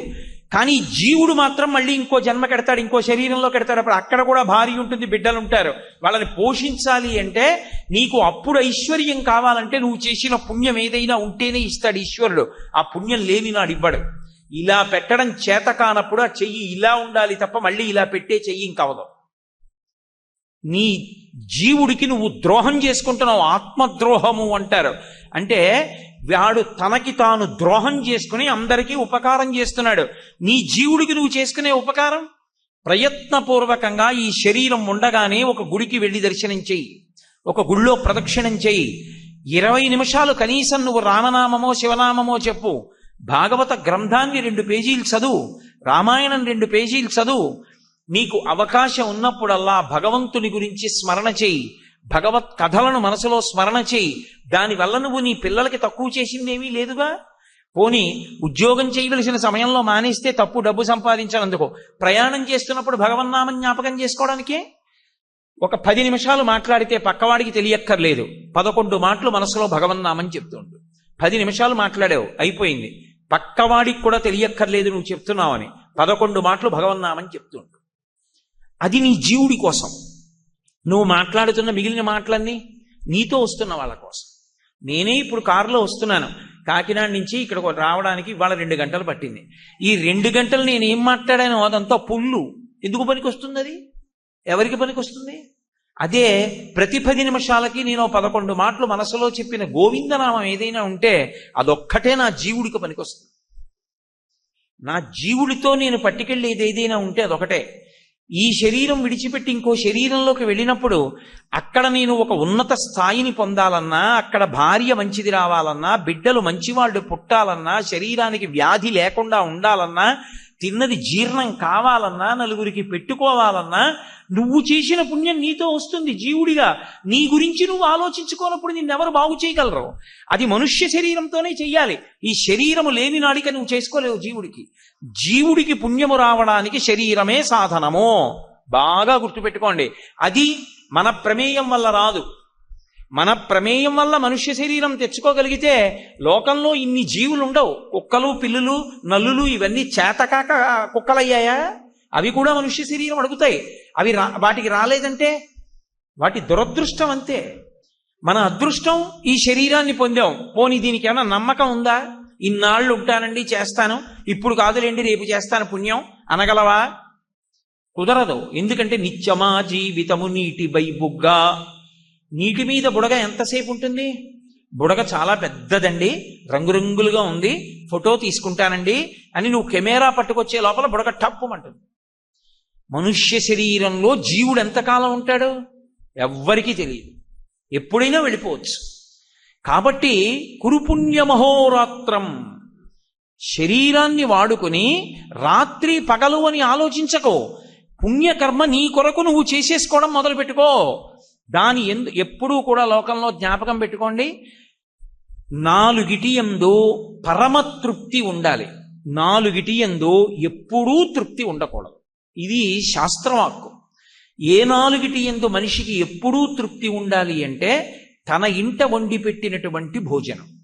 తన ఇంట్లో భార్య వండి పెట్టింది అనుకోండి, బయట ఎక్కడో ఎప్పుడో భోజనాలు చేయడానికి అలవాటు పడ్డాడు అనుకోండి. ఇప్పుడు నేనే ఉన్నాను, ఏదో ప్రవచనానికి ఓ ఊరు వెళ్ళాను అనుకోండి, ఏదో కోటేశ్వరరావు వచ్చారని గౌరవంగా భోజనం పెడతారు. ఇంటికొచ్చి భార్య పెట్టిన భోజనం ఏదుందో తృప్తి దాని పట్లే ఉండాలి. వాళ్ళెవరో నేను 2 రోజులు వెళ్ళానని పాయసం పులిహార వేసి పెడతారు. ఇంట్లో కూడా అలా ఉండాలని అసహించుకోకూడదు. భార్య వండి పెట్టినటువంటి భోజనం ఏదుందో దాని యందు తృప్తి ఉండాలి. తన భార్య యందు తనకి తృప్తి ఉండాలి. అలా తృప్తి తనంత తాను పొందలేదో, పరకాంతలను కాంక్షించాడా, భావో మరణంగతాహ, ఆయుర్దాయం నశించిపోతుంది, మధ్యలోనే మరణిస్తాడు, విపరీతమైన పాతకం చుట్టుకుంటుంది. అందుకని తన భార్య యందు విశేషమైనటువంటి తృప్తి ఉండాలి. తాను చేసినటువంటి తనకి భగవంతుడిచ్చినటువంటి ధనము ఎంత ఉందో దాని వలన తృప్తి ఉండాలి. నేను ధార్మికంగా ప్రవర్తించినప్పుడు నాకు భగవంతుడు ఎంత ఇచ్చాడో దానితో నాకు తృప్తి. నేను ఒక ఉద్యోగం చేస్తున్నాను, నా జీతం ఎంత వచ్చిందో ఆ జీతంతో నాకు తృప్తి, చాలు, ఇంతకన్నా ఏం కావాలి? భగవంతుడు ఇచ్చాడు. ఈశ్వరుడు ఏది ఇచ్చాడో దానితో పరమ తృప్తితో కూడినటువంటి జీవనాన్ని చెయ్యగలిగినటువంటి వాడై ఉండాలి. కాబట్టి ఈ 4 యందు విశేషమైన తృప్తి ఉండాలి. తృప్తి ఉండకూడనివి 4 ఉన్నాయి. తృప్తి ఉండకూడని వాటిల్లో మొట్టమొదటిది ఏది? దానము. దానమునందు తృప్తి ఉండకూడదు. ఎందుకని? పుణ్యకర్మ. నేను కిందటి ఏడాది శ్రీరామనవమి ఉత్సవాలకు 11 రూపాయలు ఇచ్చానండి అని మళ్ళీ ఏడాది వరకు కూర్చోకూడదు. ఎప్పుడెప్పుడు అవకాశం ఉంటే అప్పుడప్పుడు పుణ్యం చెయ్యాలి. ఎంత పుణ్యం నువ్వు చేసుకోగలవో అంత పుణ్యం చేసుకోవాలి. ఎందుకని? అదే జీవుడికి వచ్చేది. ఆ జీవుడి కోసం చేసుకుంటూ వెడుతూ ఉండాలి. అవకాశం కలిగింది కాసేపు భగవన్నామని చెప్పుకో, అవకాశం కలిగింది ఈశ్వరుడి మీద పాట పాడుకో, అవకాశం కలిగింది భగవంతుడి మీద పద్యం పాడుకో, అవకాశం కలిగింది ఇంట్లో భగవన్ మూర్తులను పెట్టుకుని కాసేపు చూసుకో, అవకాశం ఉంది నీ ఇంట్లోనే ఆ పెట్టుకున్నటువంటి భగవన్ మూర్తులు బోల్డన్ ఉన్నాయి, వెళ్ళి చేతులు కట్టుకుని కాసేపు వాటి వంక అలా చూస్తూ నిలబడు. అవన్నీ పుణ్యకర్మలే. ఇవి చేయడానికి ఒళ్ళు చెమట పట్టేసేదో శ్రమపడక్కర్లేదు, బహుతేలికగా చేసుకోవచ్చు. కాబట్టి దానమునందు తృప్తి ఉండడానికి వీల్లేదు. అలాగే తపస్సు యందు ఎన్నడూ తృప్తి ఉండడానికి వీల్లేదు. తపస్సు అంటే ఇవాళ మీరు 1:30 కూర్చుని ఉపన్యాసం విన్నారనుకోండి, ఆ 1:30 తపస్సు. నేను 1:30 సేపు ఉపన్యాసం చెప్పాననుకోండి, 1:30 తపస్సు. అబ్బా 5 రోజులు చెప్పాను కదండి, ఇంకో నెలలాళ్ళు ఉపన్యాసాలు వద్దులేండి అనకు. నువ్వు వేదిక మీదకి వెళ్ళి చెప్పకపోవచ్చు, కానీ నీ భార్య చాలు చక్కగా కాసేపు మంచి పుస్తకం చదువుకుని అందులో ఉన్న మంచి విషయం గురించి నీ భార్యతో కాసేపు మాట్లాడు. ఆ మాట్లాడడం తపస్సు. తపస్సు యందు ఎన్నడూ తృప్తి ఉండడానికి వీల్లేదు. 3వది విద్య. విద్య యందు ఎప్పుడూ తృప్తి ఉండడానికి మనిషికి వీల్లేదు. విద్యయందు వాంఛా పరివృద్ధియును ప్రకృతి సిద్ధగుణంబులు సజ్జనాళికిన్. ఇంకా చదువుకోవాలి, ఇంకా చదువుకోవాలి, ఇంకా చదువుకోవాలి. నాకు తెలిసిన్నది ఏపాటి, నాకు తెలియనివి ఎన్నో ఉన్నాయి. చదివికున్నదా మరిచిపోతున్నాను. కిందటి ఏడాది చదివినవి ఎన్ని గుర్తున్నాయి? గుర్తులేవు. మళ్ళీ ఇంకోసారి చదవాలి. చదువు యందు తృప్తి లేనటువంటి స్థితి ఉండాలి. ఎప్పుడూ చదవాలనేటటువంటి కోరిక ఉండాలి. 4వది పుణ్యకర్మాచరణ. పుణ్యము చెయ్యడంలో పరమోత్సాహం ఉండాలి. అందుకే ఈ కర్మలు చేయడానికి శాస్త్రం ఏం చేసిందంటే ఇష్టాపూర్తములు అని 2 కింద విడగొట్టి నీ జీవితంలో ఈ రెండిటిలో సంతోషాన్ని పొందడం నేర్చుకో. ఈ మాటలు మీరు చాలా జాగ్రత్తగా పట్టుకోవాల్సిమండి. అది చేసేటప్పుడు ఏదో కష్టంగా బరువుగా చేయకూడదు. ఇష్టాపూర్తములుగా మనిషి జీవితంలో పుణ్యం నడవాలి. ఇష్టాపూర్తములంటే ఇష్ట అన్న మాటకు అర్థం ఇష్టి అంటే యజ్ఞయాగాది క్రతువులు. యజ్ఞయాగాది క్రతువులు అందరూ చెయ్యలేరు. హవిస్సు ఇవ్వాలనుకోండి, వాడు యజ్ఞోపవీతం ఉండి హవిస్సు ఇవ్వడానికి అధికారం కలిగినటువంటి వాడిగా పుట్టినటువంటి వాడై ఉండాలి. ఒక మంత్రం చదవాలనుకోండి, యజ్ఞం జరిగేటప్పుడు ఆ మంత్రం చదవాలంటే గురువుగారి దగ్గర వేద మంత్రాల్ని స్వరంతో నేర్చుకున్న వాడై ఉండాలి. ఒక యజ్ఞం జరుగుతుంటే ఆర్థిక సహాయం చేయడానికి ఏమి ఇబ్బంది లేదు. ఒక యజ్ఞం జరుగుతుంటే యజ్ఞశాలకి ప్రదక్షిణం చేయడానికి ఏమి ఇబ్బంది లేదు. ఓ యజ్ఞం జరుగుతుంటే యజ్ఞశాల తుడవడానికి ఏమి ఇబ్బంది లేదు. యజ్ఞశాలలో అన్నం వడ్డించడానికి ఇబ్బంది లేదు. నీకు ఒంట్లో ఓపిక ఉంది, యజ్ఞానికి సంబంధించి నువ్వు ఉపకారం చేసి పెట్టడానికి అభ్యంతరం లేదు. కాబట్టి ఇష్టి అంటే యజ్ఞయాగాది క్రతువులు, వాటి వలన దేవతలకి తిన్నగా అన్నం అందుతుంది, విశేషమైనటువంటి పుణ్యప్రదములు. కాబట్టి యజ్ఞయాగాది క్రతువులను చేయడం ఇష్ట అంటారు. పూర్తం అంటే నువ్వు ఎదుటివాడికి ఉపకారం చేస్తూ ఆ ఉపకారము చేసేటప్పుడు నీ యందు పరమ ప్రహృష్టమైనటువంటి మనస్సు ఉండాలి. అంటే ఏదో నుయ్యి తవ్వించడం, ఓ గుళ్ళో నుయ్యి తవ్వించారు. ఇప్పుడు అది ఏమవుతుందో తెలుసా? భగవంతుడు మీ కడుపున పుట్టనటువంటి కొడుకుని ఒకడిని మీకు ఇచ్చినట్టు. కడుపున పుట్టలేదు వాడు, కానీ వాడు కొడుకు అవుతాడు. ఎందుకో తెలుసా? నేను ఓ దేవాలయానికి వెళ్ళి మారేడు చెట్టు వేశాను. ఆ మారేడు చెట్టు పెరిగి పెద్దదయింది. ఏదో 20 ఏళ్ల తర్వాత అయినా నేను వెళ్ళిపోతానుగా, ఇలా ఉండిపోతానా? 20 ఏళ్ళు లేకపోతే 30 ఏళ్ళు లేకపోతే పోనీ శతాయుష్కున్నాయి 100 ఏళ్ళు ఉండి 100 ఏళ్ల తర్వాత వెళ్ళిపోయాను అనుకోండి. అప్పుడైనా నా జీవుడు ఇంకొక శరీరంలో ఉంటాడా? ఉన్నప్పుడు ఈ దేవాలయం వాళ్ళు ఆ మారేడు చెట్టుకున్నటువంటి బిల్వాలు కోసి శివుడికి సహస్ర నామార్చన చేశారనుకోండి. మారేడు చెట్టు నేను వేశాను కాబట్టి ఒకప్పుడు ఆ మారేడు దళాలు శివలింగం మీద పడినప్పుడు, ప్రతి మారేడు దళం పడినప్పుడు అందులో 6వ వంతు పుణ్యం నా జీవుడి ఖాతాలో వేస్తూ ఉంటారు, వాడు ఏ శరీరంలో ఉన్నా సరే. కడుపున పుట్టిన కొడుకు అలా చెయ్యాలి తండ్రి కోసం, ఏటి సూతకంలో కాదు. అప్పుడప్పుడు తండ్రి కోసం చేస్తూ ఉండాలి. తండ్రి జ్ఞాపకానికి వచ్చాడనుకోండి, తండ్రి పేరు చెప్పో పంచల్సా పెట్టాలి. తండ్రి గారు గుర్తొచ్చారనుకోండి, మా నాన్నగారి కొరకు ఓ సత్రంలో 100 రూపాయలు ఇవ్వాలి. నాన్నగారి కొరకు ఓ 100 రూపాయలు ఏ బ్రాహ్మణుడికో ఇచ్చి ఓ నమస్కారం పెట్టాలి. కొడుకు చేస్తాడని తండ్రి ఆశపడతాడు. కొడుకు చేస్తాడో చేయడో తెలియదు, కానీ ఇవి కడుపున పుట్టిన బిడ్డలవుతాయి. కడుపున పుట్టిన బిడ్డలై తవ్వించినటువంటి నుయ్యి 10 మందికి అవకాశం ఇస్తుంది. ఎవరో మహానుభావులు ఆ నూతిలో నీళ్లు తోడుకుని స్నానం చేసి గుళ్ళోకి వెళ్ళారు. ఆ నూతిలో నీళ్లు తోడుకుని సంధ్యావందనం చేసుకున్నాడు. ఆ నూతిలో నీళ్లు తోడుకుని కాళ్ళు కడుక్కున్నాడు. ఇప్పుడు ఒక్క నుయ్యి 10 మందికి ఉపకారం చేసింది. ఒక తటాకం 10 మందికి ఉపకారం చేసింది. ఒక పూల తోట 10 మందికి ఉపకారం చేసింది. ఇవి పూర్తములంటారు. మన వాళ్ళు చాలా మంది తెలివి తక్కువ మాటలు కొన్ని మాట్లాడుతూ ఉంటారు. సమాజ సేవ చెయ్యడం అనేటటువంటిది భారతీయ ధర్మం కాదు, విదేశాలలో ఉన్న వాళ్ళు ఎవరో సమాజ సేవ గురించి చాలా బాగా చెప్పారని చెప్తుంటారు కొన్ని సంస్థల వాళ్ళు. పచ్చబద్ధం. అసలు సమాజ సేవ అన్నది చెప్పింది భారతదేశం ఒక్కటే, సనాతన ధర్మమే చెప్పింది. ఇష్టాపూర్తములు అన్న పేరుతో మాట్లాడింది. ఇతరులకు సేవ చేస్తూ వాడికి లేదు కాబట్టి నీ చేస్తున్నాననకూడదు, మళ్ళీ అహంకారం వస్తుంది. నేను ఓ ఆకలితో ఉన్నవాడికి పట్టెడన్నం పెట్టాను అనుకోండి, వాడికి పాపం అన్నం లేదండి, నాకు అన్నం ఉందండి, అందుకని నేను పెట్టానండి అన్నాను అనుకోండి, అప్పుడు నాకు ఒక అహంకారం వచ్చిందా లేదా?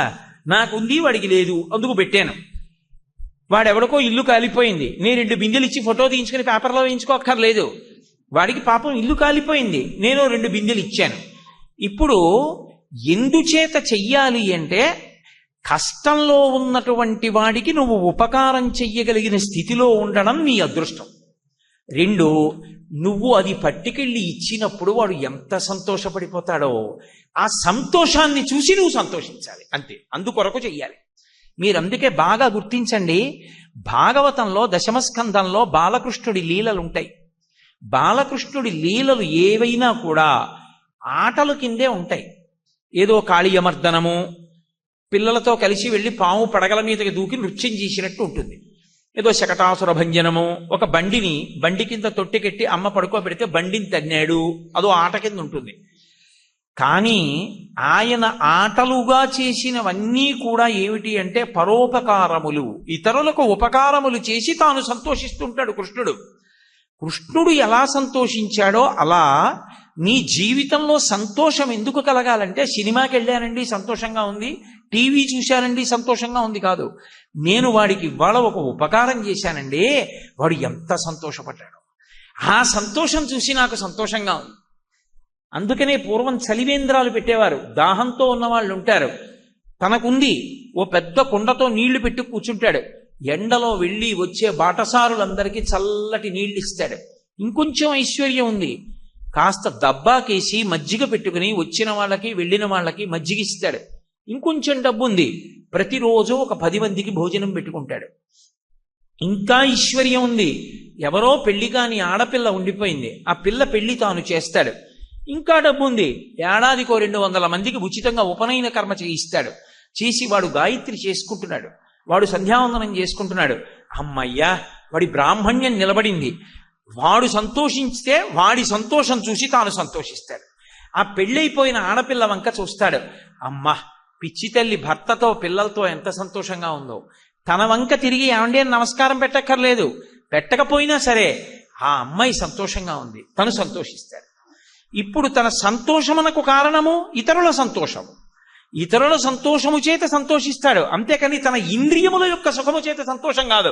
కంటికి ఏదో నదరగంగా కనబడిందని సంతోషించడం, చెవులకు ఇంపైంది వినబడిందని సంతోషించడం కాదు, ఇతరుల సంతోషానికి సంతోషించడం. ఇది భారతీయ ధర్మం, ఇది పుణ్యకర్మ. అలా బ్రతకడం పుణ్యం చేయడం. దానికి నీకు ఎప్పుడు అవకాశం లేదు? ఎప్పుడూ అవకాశం ఉంది. ఎందుకు, ఎలా ఉంది అవకాశం అంటావేమో, కటిక చీకటిగా ఉంది. కటిక చీకటిగా ఉన్న చోట నువ్వు ఒక్క వాంతరు పెట్టావు చాలు, 10 మందికి ఉపకారం. ఆ వెలుతురు 10 మందికి నువ్వు ఉపయోగపడతావు. ఎక్కడో ఎవరో అరిచారు చీకట్లో, నువ్వు కర్ర పట్టుకుని వెళ్ళి ఎందుకు అరిచారు, ఏం ఆపద కలిగింది మీకు అని అడిగి పలకరించావు, అదే మహాపుణ్యం. ఇతరుల యొక్క భయాన్ని తీర్చావు. పుణ్యకర్మ చెయ్యడానికి ఎప్పుడూ అవకాశం ఉంటుంది. అంది పుచ్చుకోగలవా పుచ్చుకోలేవా మన మీద ఆధారపడుతుంది. అందుకే భాగవతంలో పుణ్యకర్మ చెయ్యడం గురించి గొప్ప తీర్పునిచ్చేటటువంటి పద్యం ఒకటి చెప్తారు. అది యమధర్మరాజు గారు చెప్పాడు. అసలు మనుష్య శరీరం ఇచ్చినా కొన్ని పనులు చెయ్యని వాళ్ళు ఉన్నారు. అలాంటి వాళ్ళని, వాళ్లతో చేరిన వాళ్ళని, వాళ్లతో చేరిన వాళ్లతో చేరిన వాళ్ళని, ఆ చేరిన వాళ్లతో చేరిన వాళ్ళని, వీళ్ళందరినీ కూడా దయ లేకుండా ముందు తీసుకొచ్చేసేయండి వెనక్కి అన్నాడు. ఎందుకని అంటే, వాడికి ఎందుకు మనుష్య శరీరం? వాడు ఏం చేస్తాడు? వాడికి ఎప్పుడూ సంతోషం దేనివల్ల? తాను అనుభవించడం వల్ల. ఇతరులు సంతోషిస్తే కాదు, అది రాక్షసాంశ. ఎందుకు వాడు కాదు, ఇతరులు సంతోషిస్తే తాను సంతోషిస్తాడు. వాడు మనుష్యుడు, వాడిని ఉంచండి. ఆయన ఏ ఏ కారణములు చెప్పాడో తెలుసా? పుణ్యం చెయ్యని వాడు అని చెప్పడానికి. ఎకసక్కమునకైన ఇందిరారమణుని పేరు పలకంగలేని దుష్పదులను. ఎకసక్కమునకైన అంటే ఎగతాళి చేయడానికైనా సరే, పోనీ ఏదో పుణ్యానికో పురుషార్థానికో పొగడ్డానికో భక్తితోటో కాదు, కనీసంలో కనీసం వాడు భగవంతుని యొక్క పేరు అవతల వాడిని పరిహాసమాడడానికి కూడా వాడ్డం. ఏదో పరిహాసం ఆడాలనుకున్నాడు, ఏమిట్రా ఇలా కనపడతావు, అలా పోతుంటావు చెంచల లక్ష్మిలాగా అన్నాడు అనుకోండి.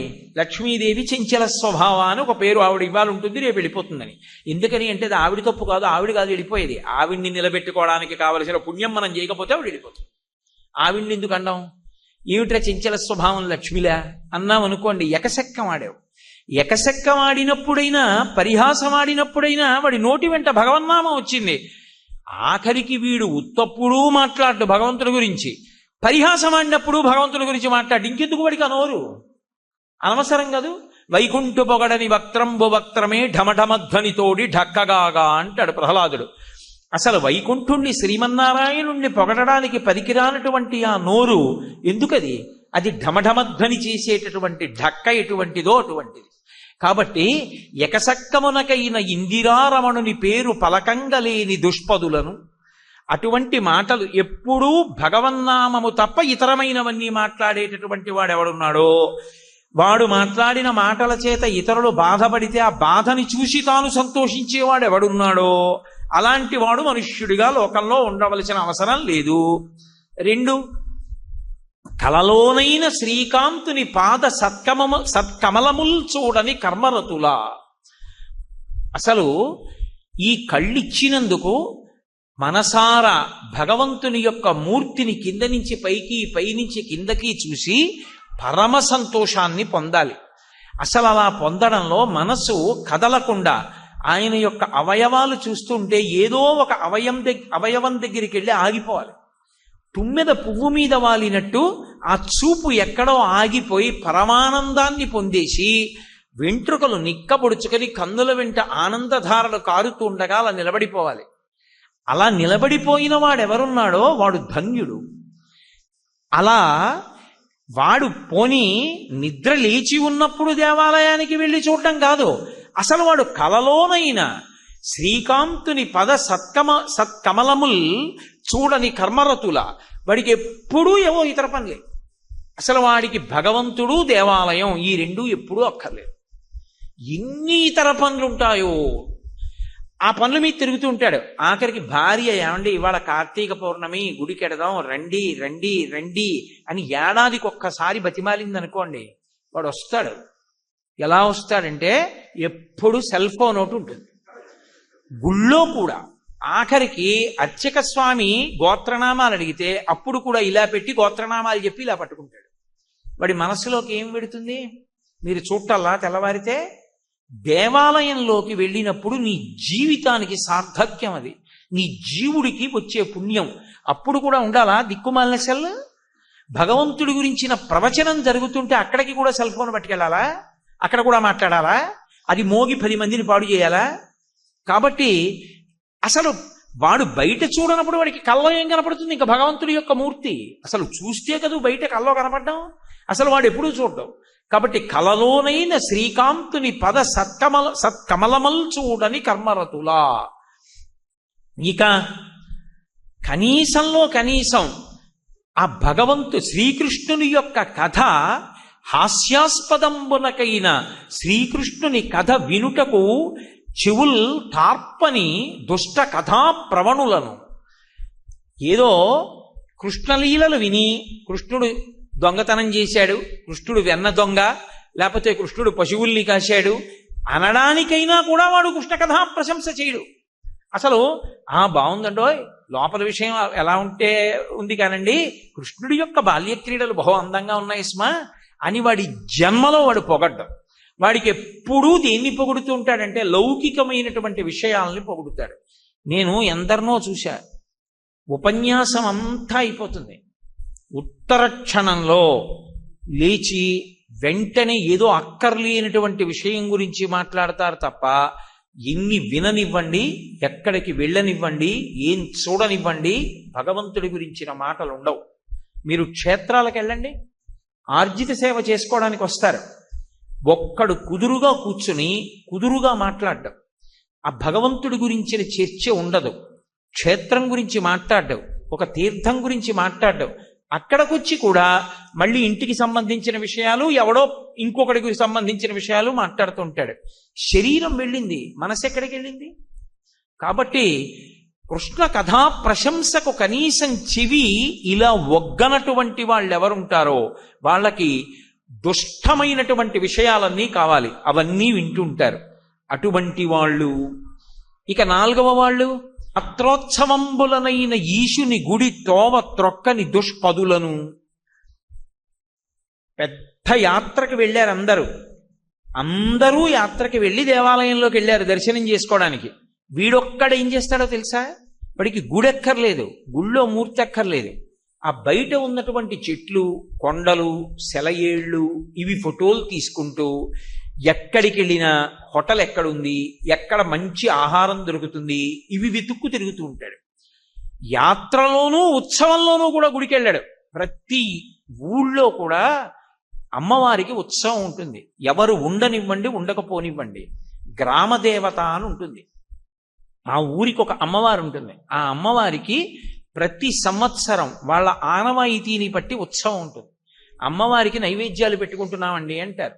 ఒక్కొక్క ఊరు వెళ్ళండి, ఒకళ్ళు చైత్రమాసంలో పెడతారు, పెద్దాపురం వెళ్ళండి ఆషాఢ మాసంలో పెడతారు మరిడమ్మ వారికి. ఒక్కొక్క ఊళ్ళో గ్రామదేవతకి ఒక్కొక్క తిథి నాడు ఒక్కొక్క మాసంలో ఉత్సవం చేస్తారు. అమ్మవారికి ఉత్సవం చేసి నైవేద్యాలు పెడతారు.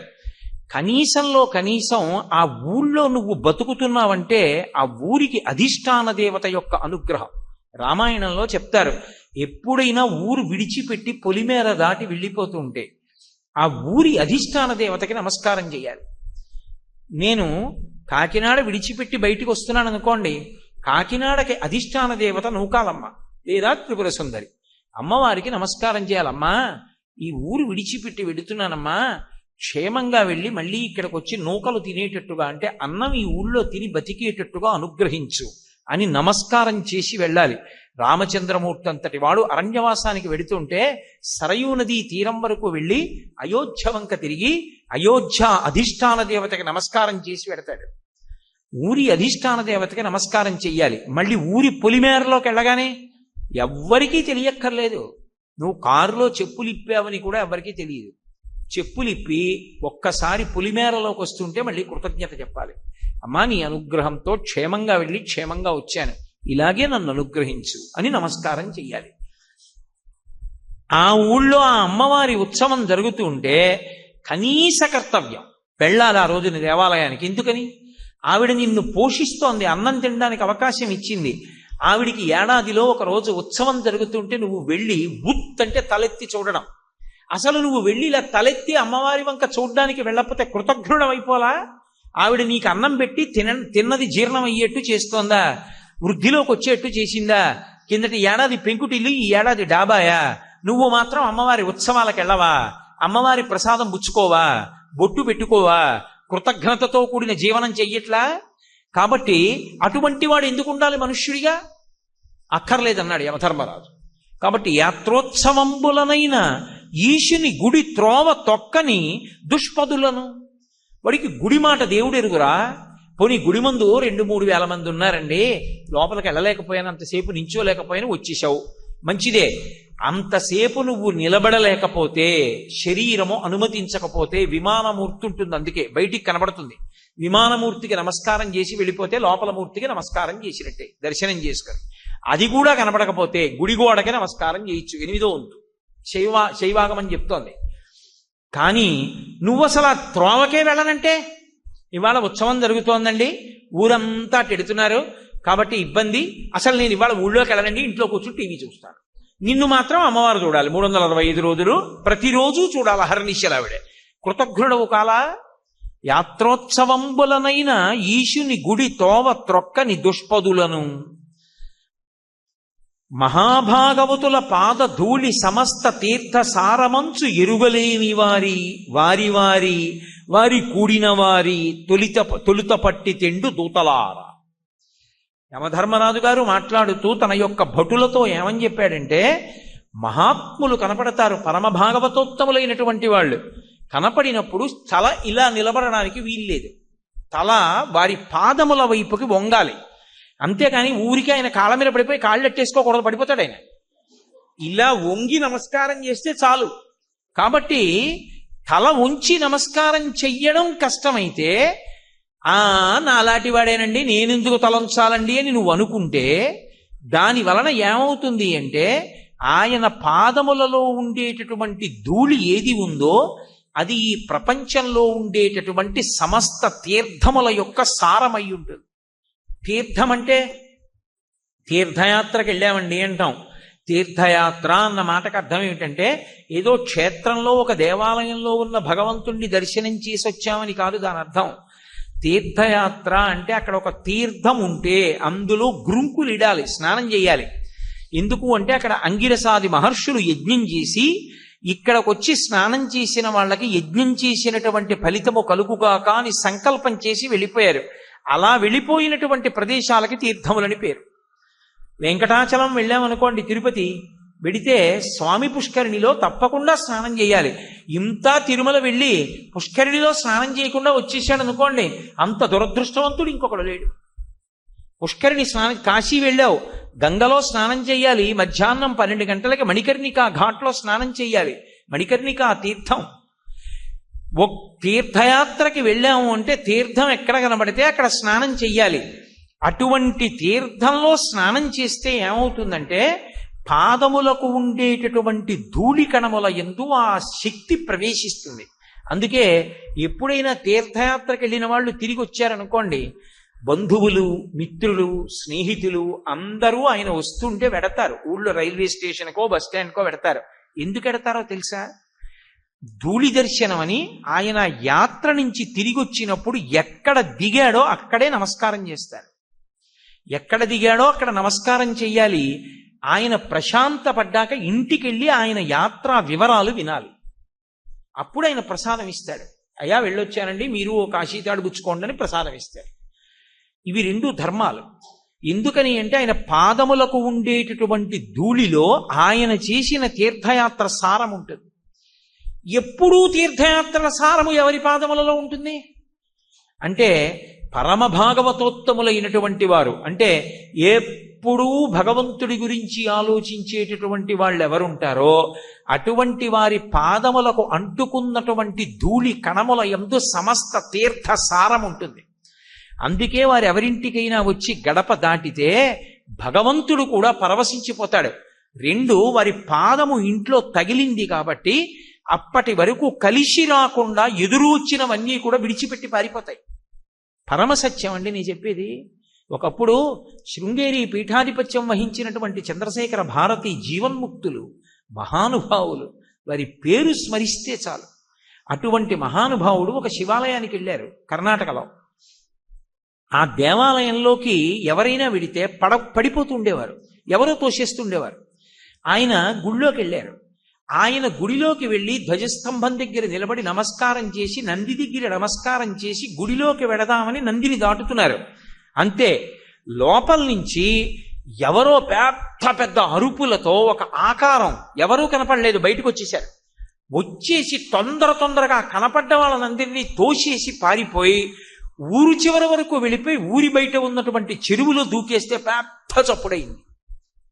చంద్రశేఖర భారతి స్వామివారు వెనక్కి తిరిగి అన్నారు, ఎప్పటి నుంచో ఇక్కడ ఆలయంలో ఒక బ్రహ్మరాక్షసుడు కూర్చుని ఉన్నాడు, అతనే వచ్చిన వాళ్ళని పడగొడుతున్నాడు. ఇవాళ నేను వచ్చాను గుడికి. నేను వచ్చినప్పుడు నా యొక్క తేజస్సుని తట్టుకోలేక, నా పాదం పెట్టినప్పుడు దాని యొక్క శక్తిని తట్టుకోలేక గుడి విడిచిపెట్టి పారిపోయాడు. ఎంత భయపడి పారిపోయాడంటే ఊరు చివర ఉన్నటువంటి చెరువులో దూకి వెళ్ళిపోయాడు. ఇక ఈ ఊరికి రాడు, బెంగ పెట్టుకోకండి అన్నారు. యథార్థంగా జరిగిన సంఘటన. మీరు కావాలంటే శృంగేరి పీఠాధిపతులు చంద్రశేఖర భారతీ స్వామి వారి యొక్క జీవిత చరిత్రని పరిశీలించండి. ఒక్కొక్క మహాత్ముని యొక్క జీవితంలో ఆయన కనబడితే ఉగ్రభూతములు కూడా పారిపోయి, శృంగేరి పీఠాధిపతులు నృసింహభారతీ స్వామి వారిని ఉత్తర దేశం యాత్ర కడితే ఒక ధనవంతుడు తను కట్టిన పెద్ద భవంతిలో దింపాడు. రాత్రి ఆయన అనుష్ఠానం చేస్తున్నారు. ఆయన రాత్రి పగలు కూడా అనుష్ఠానం చేసేవారు. రోజుకి 2 కాకరకాయలు తినేవారు అంతే. ఆయన సమస్త మంత్ర సిద్ధులు ఆయనకి వశపడ్డాయి. ఆయన రాత్రి అనుష్ఠానం చేస్తున్నారు. అనుష్ఠానం చేస్తుంటే ఎవరో తిరుగుతున్నట్టుగా కనపడింది ఆయనకి. అనుమానం వచ్చింది ఆయనకి.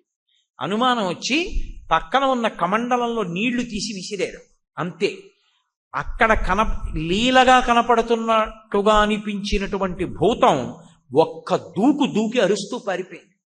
మరునాడు ఇంటి యజమానిని పిలిచి అడిగారు, నిజం చెప్పు, ఈ ఇల్లు కట్టి నువ్వు గృహప్రవేశం చేసి ఇందులో ఉన్నావా అని అడిగారు. అయ్యా నేను లేనన్నాడు. ఎందుకు లేవని అడిగారు. ఏమో తెలియదు, ఈ ఇంట్లోకి నేను వస్తే ఎవరో నన్ను తోసేసేవారు, ఏ వస్తువు ఉండేది కాదు, పడగొట్టేసేవారు.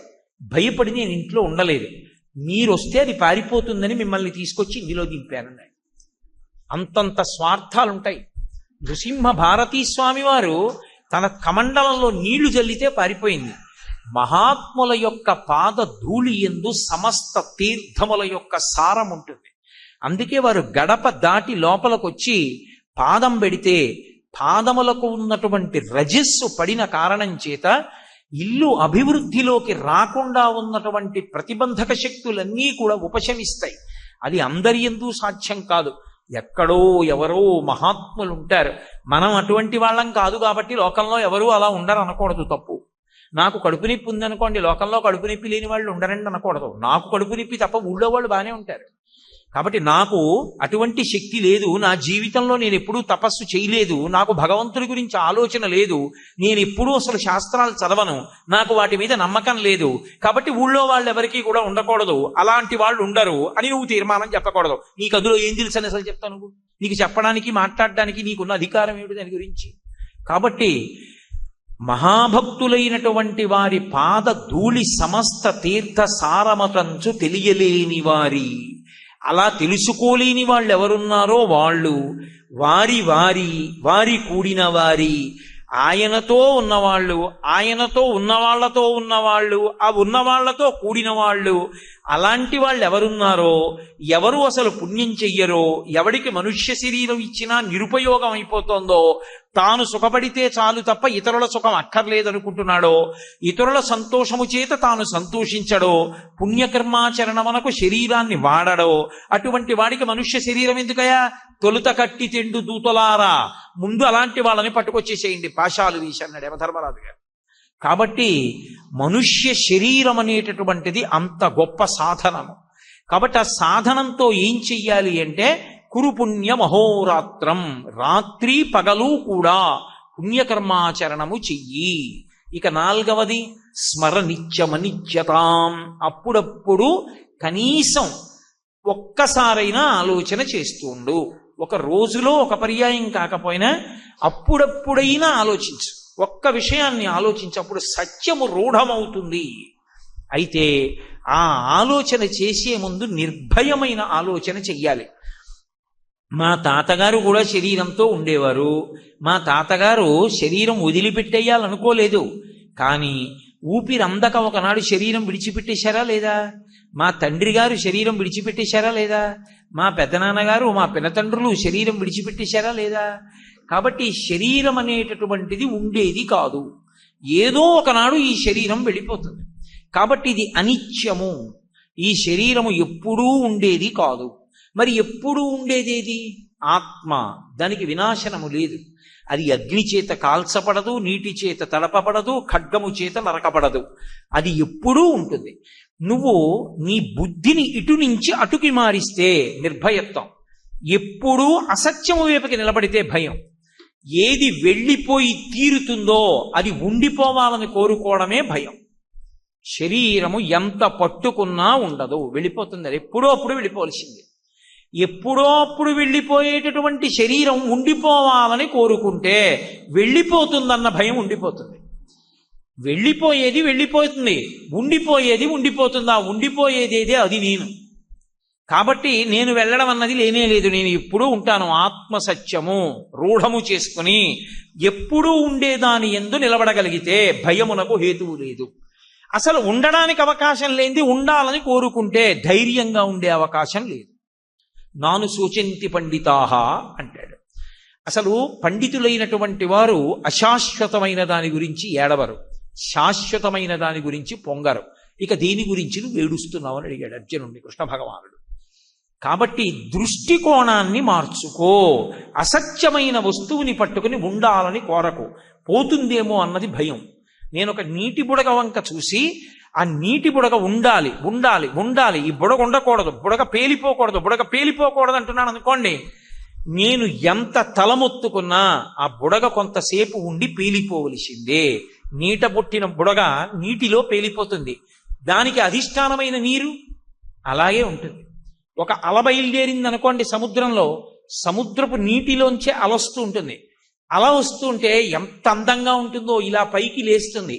ఈ అల విరిగిపోకూడదు, ఆ అల అలాగే ఉండాలి, అలాగే ఉండాలి. కెరటం అన్నాను అనుకోండి, ఉండదు కెరటం. ఏ నీటిలో పైకి లేచిందో, ఏ నీటిలో ప్రయాణించిందో ఆ నీటిలోనే విరిగి ఆ నీటిలోనే కలిసిపోతుంది. నీరు సత్యం, కెరటం అసత్యం. కెరటం ఉండదు, కానీ నీరు లేని కెరటం లేదు. సముద్రం లేదనుకోండి, కెరటం ఎక్కడి నుంచి వస్తుంది? కానీ కెరటం లేకపోయినా సముద్రం ఉంది. శరీరం లేకపోయినా ఆత్మ ఉంటుంది. ఆత్మ సముద్రం, శరీరం కెరటం. కాబట్టి ఇది పడిపోతుంది, ఆత్మ ఉండిపోతుంది. నేను ఆత్మ, నీ శరీరం కాదు. ఇప్పుడు నువ్వు భయపడ్డానికి అవకాశం.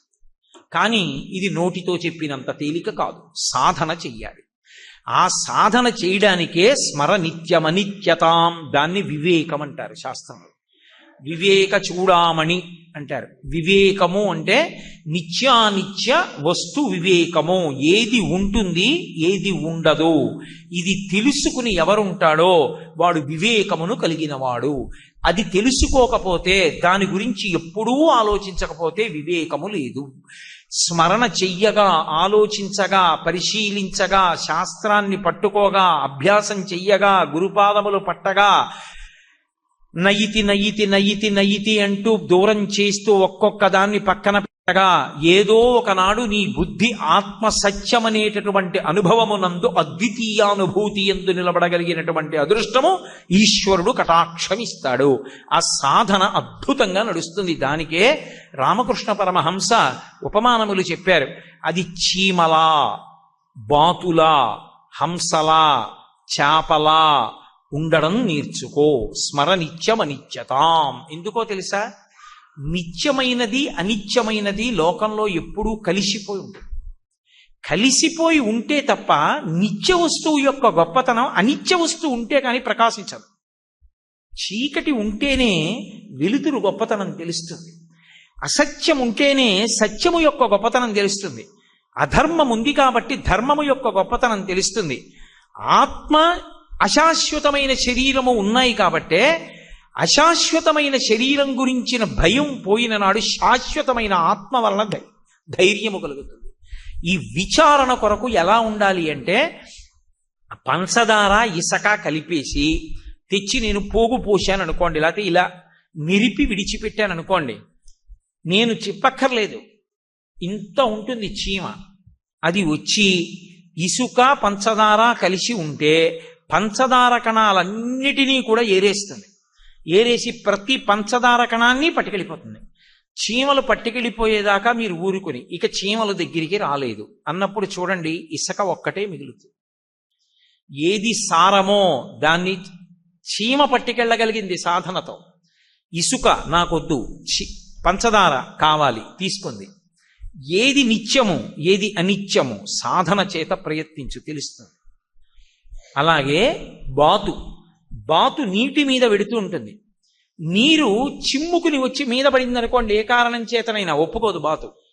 వెంటనే రెక్కలు ఇలా ఎత్తి శరీరాన్ని ఇలా ఊపుతుంది, ఆ నీరు జారి కింద పడిపోతుంది. నీటిలో బాతు ఉంటుంది, బాతు శరీరం మీదకి నీరు రావడానికి వీల్లేదు. సంసారం అసత్యము, శరీరం అసత్యము. అసత్యమైన శరీరమునందుండి శాశ్వతమైన సత్యమును తెలుసుకోవాలి. అది ఋతుమంతం. అందుకు అన్నం తింటే పగటిపూటైతే సత్యం త్వర్తేన పరిశించామి, రాత్రైతే ఋతం త్వా సత్యేన పరిశించామి. నీళ్లు ఒకసారైతే ఇలా, ఒకసారైతే అలా సవ్యాపసవ్యములుగా తిప్పుతారు. ఎందుకు అంటే ఋతుమంతమునందుంటే తప్ప సత్యము తెలియదు. ఈ శరీరము అసత్యము.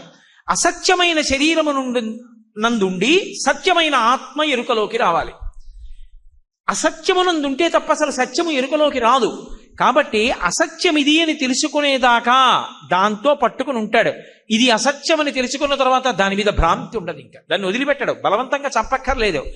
అది పడిపోతున్నా అలా చూస్తూ ఉంటాడు సాక్షిగా. ఇది పడిపోతోందంటాడు. ఈ వేలు నెప్పెడుతోంది అనుకోండి, ఈ వేలు నెప్పెడుతోంది అని నేను సాక్షిగా గమనించినట్టు, శరీరం పడిపోతోంది శరీరం అని సాక్షిగా గమనిస్తాడు.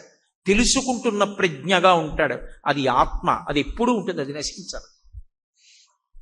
అందుకని చీమ పంచదారను ఇసకను వేరు చేసినట్టు, బాతు నీటి యందుండి నీరు తన మీద పడకుండా చూసుకున్నట్టు, హంస పాలు నీరు కలిపి గిన్నెలో అక్కడ పెడితే పాలు మాత్రమే తాను స్వీకరించి నీటిని విడిచిపెట్టినట్టు, చేప కొద్దిగా నీళ్లు ఎక్కువ బురద ఉండనివ్వండి, ఆ కొద్ది నీళ్లతోనే ఆధారం చేసుకుని బురదలో తిరుగుతుంటుంది చేప. కానీ చేప శరీరం మాత్రం తళుక్కని మెరుస్తుంటుంది. దాని శరీరానికి బురద అంటుకుపోయి బురదగా చేప ఉండదు.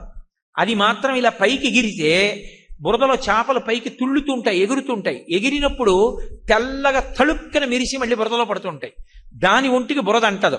అలా అనిత్యము నిత్యము అయినటువంటి శరీరము ఆత్మ కలిసి ఉండగా అసత్యమైన శరీరము నుండి సత్యమైనటువంటి ఆత్మని ఎరుకలోకి తెచ్చుకోవడానికి వివేకం కలగడానికి శాస్త్రాన్ని ఆధారం చేసుకుని గురువు గారిని పట్టుకుని పరిశీలనం చేయి. పరిశీలనం చేస్తే ఎంత పట్టుకున్నా శరీరంతో ఉండిపోయిన వాడు ఉన్నాడా? వాడు మహాత్ముడు కానివ్వండి, ఎందుకు పనికి మాలినవాడు, లోకాన్ని బాధపెట్టినవాడు కానివ్వండి, ఏమీ తెలియని అమాయకుడు కానివ్వండి, నేను ఉండిపోవాలని, శరీరం ఉండిపోవాలని కోరుకున్న వాళ్ళు ఎవరైనా ఉన్నారా? మహాత్ములు వారి శరీరంతో ఉండాలని కోరుకోలేదు. ఒక చంద్రశేఖరేంద్ర సరస్వతి మహాస్వామి ఉన్నారా శరీరంతో? ఒక రామకృష్ణ పరమహంస ఉన్నారా? ఒక భగవాన్ రమణులు ఉన్నారా? లేరు. కానీ ఏ ఒక్కడూ లేడు. తప్పులు చేసిన రావణుడు ఉన్నాడా? లేడు. మహాత్ముడైనటువంటి రామచంద్ర ప్రభు ఉండిపోయారా శరీరంతో? లేరు. మనుష్యుడిగా వస్తే శరీరం వదిలిపెట్టారు, ఆయన కూడా సరయూ నదిలో. శరీరాలు ఎవరైనా విడిచిపెట్టేశారు. లేకపోతే తద్దినం ఎందుకు పెడుతున్నాం? తాతకి పెడుతున్నాం, తండ్రికి పెడుతున్నాం, పెదనాన్నగారికి పెడుతున్నాం. ఎవరైనా శరీరం విడిచిపెట్టవలసిందే.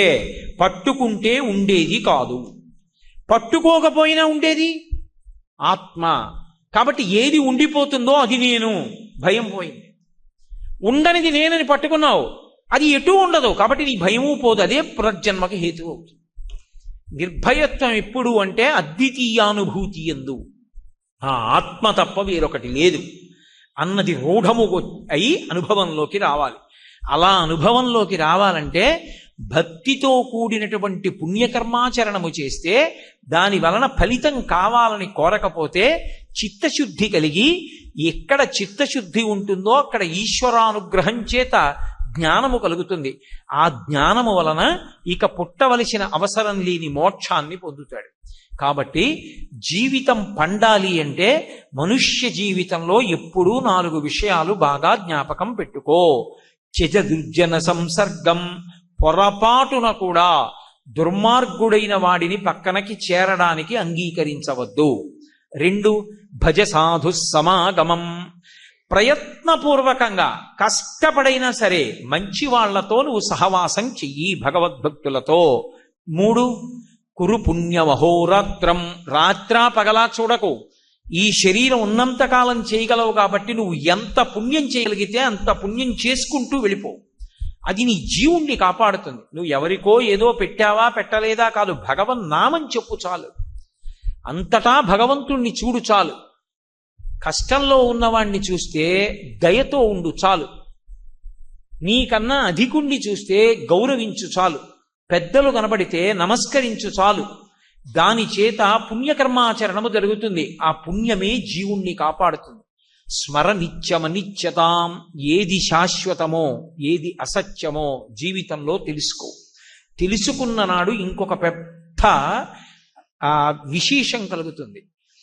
శరీరము శాశ్వతము కాదు, రూఢమైపోయిందనుకోండి, అప్పుడు జవాబుదారీతనం ఒకటి ఉందా లేదా? ఇది శాశ్వతం కాదు, పడిపోతుంది అన్నాను అనుకోండి, ఇది ఇచ్చిన వాడు ఉన్నాడా? వాడిది పడిపోయిన తర్వాత అడుగుతాడు, నీకు మనుష్య శరీరం ఇచ్చానుగా, ఎన్ని మాటలు విష్ణు సహస్రనామ స్తోత్రం చదివావు, ఎన్ని మాటలు భగవంతుడికి 2 చేతులు ఒగ్గి నమస్కరించావు, ఎన్ని మాటలు కష్టంతో ఉన్న వాళ్ళకి మంచి మాట చెప్పి ఊరడించి చేయి పట్టుకున్నావు, నీ దగ్గర ఉన్న దాంట్లో ఇతరులకి ఎప్పుడు ఎంత దానం చేశావు, నీ నోటి వెంట వచ్చిన మాట కర్కశంగా కాకుండా బహుసున్నితంగా ఎన్ని మాటలు మాట్లాడావు, ఈ శరీరంతో ఎన్ని మాటలు ప్రదక్షిణ చేశావు, ఎన్ని మాటలు భగవద్ దర్శనానికి వెళ్ళావు, ఎన్ని మాటలు ఈ శరీరంతో భగవత్ సేవ చేశావు, ఎన్ని మాటలు ఈ శరీరంతో భాగవత సేవ చేశావు, ఎన్ని మాటలు మహాత్ముడి యొక్క దర్శనం కోసం వెంపర్లాడావు. ఒక మహాత్ముడు కనపడితే నీ జీవితంలో ఇలా 2 చేతులు ఒగ్గి తల ఉంచి ఎప్పుడు నమస్కరించావు. ఎందుకు నీకు ఆ శరీరం మళ్ళీ? ఎన్ని అక్కర్లేని మాటలు మాట్లాడావు నోరిస్తే, ఎంత డబ్బు అక్రమంగా దాచావు, ఇతరులు బాధపడుతుంటే ఎంత సంతోషించావు, ఎన్ని మాటలు నీ మాటతో ఇతరుల్ని బాధ పెట్టావు, ఎన్ని మాటలు అక్కరలేని తిరుగుడికి నీ కాళ్ళని ఉపయోగించావు, ఎన్ని మాటలు నీ చెయ్యి ఇలా కదిపి ఇతరుల్ని భయపెట్టావు. ఎందుకు ఆ శరీరం నీకు? అక్కర్లేదు, నువ్వు తిరియక్కుగా వెళ్ళిపో అన్నాడు అనుకోండి, ఇచ్చిన వాడికి జవాబు ఏం చెప్తారు? ఈశ్వరా, పొరపాట్లు జరిగిన మాట వాస్తవమే, కానీ నా వంతు ప్రయత్నం చేశానండి, దీన్ని ఉపయోగించాను, మీరు ఇంకొకసారి కూడా ఇస్తే నేను ఇంకా బాగా కర్మ చేసుకునే ప్రయత్నం చేస్తాను అని చెప్పడానికి నీ దగ్గర ఒక ఆధారం ఉండాలా? ఇది ఎప్పుడూ ఉండిపోతుందండి, ఇప్పుడు కాకపోతే రేపు చేస్తానండి అనడానికి ఎవరు హామీ ఇచ్చారు?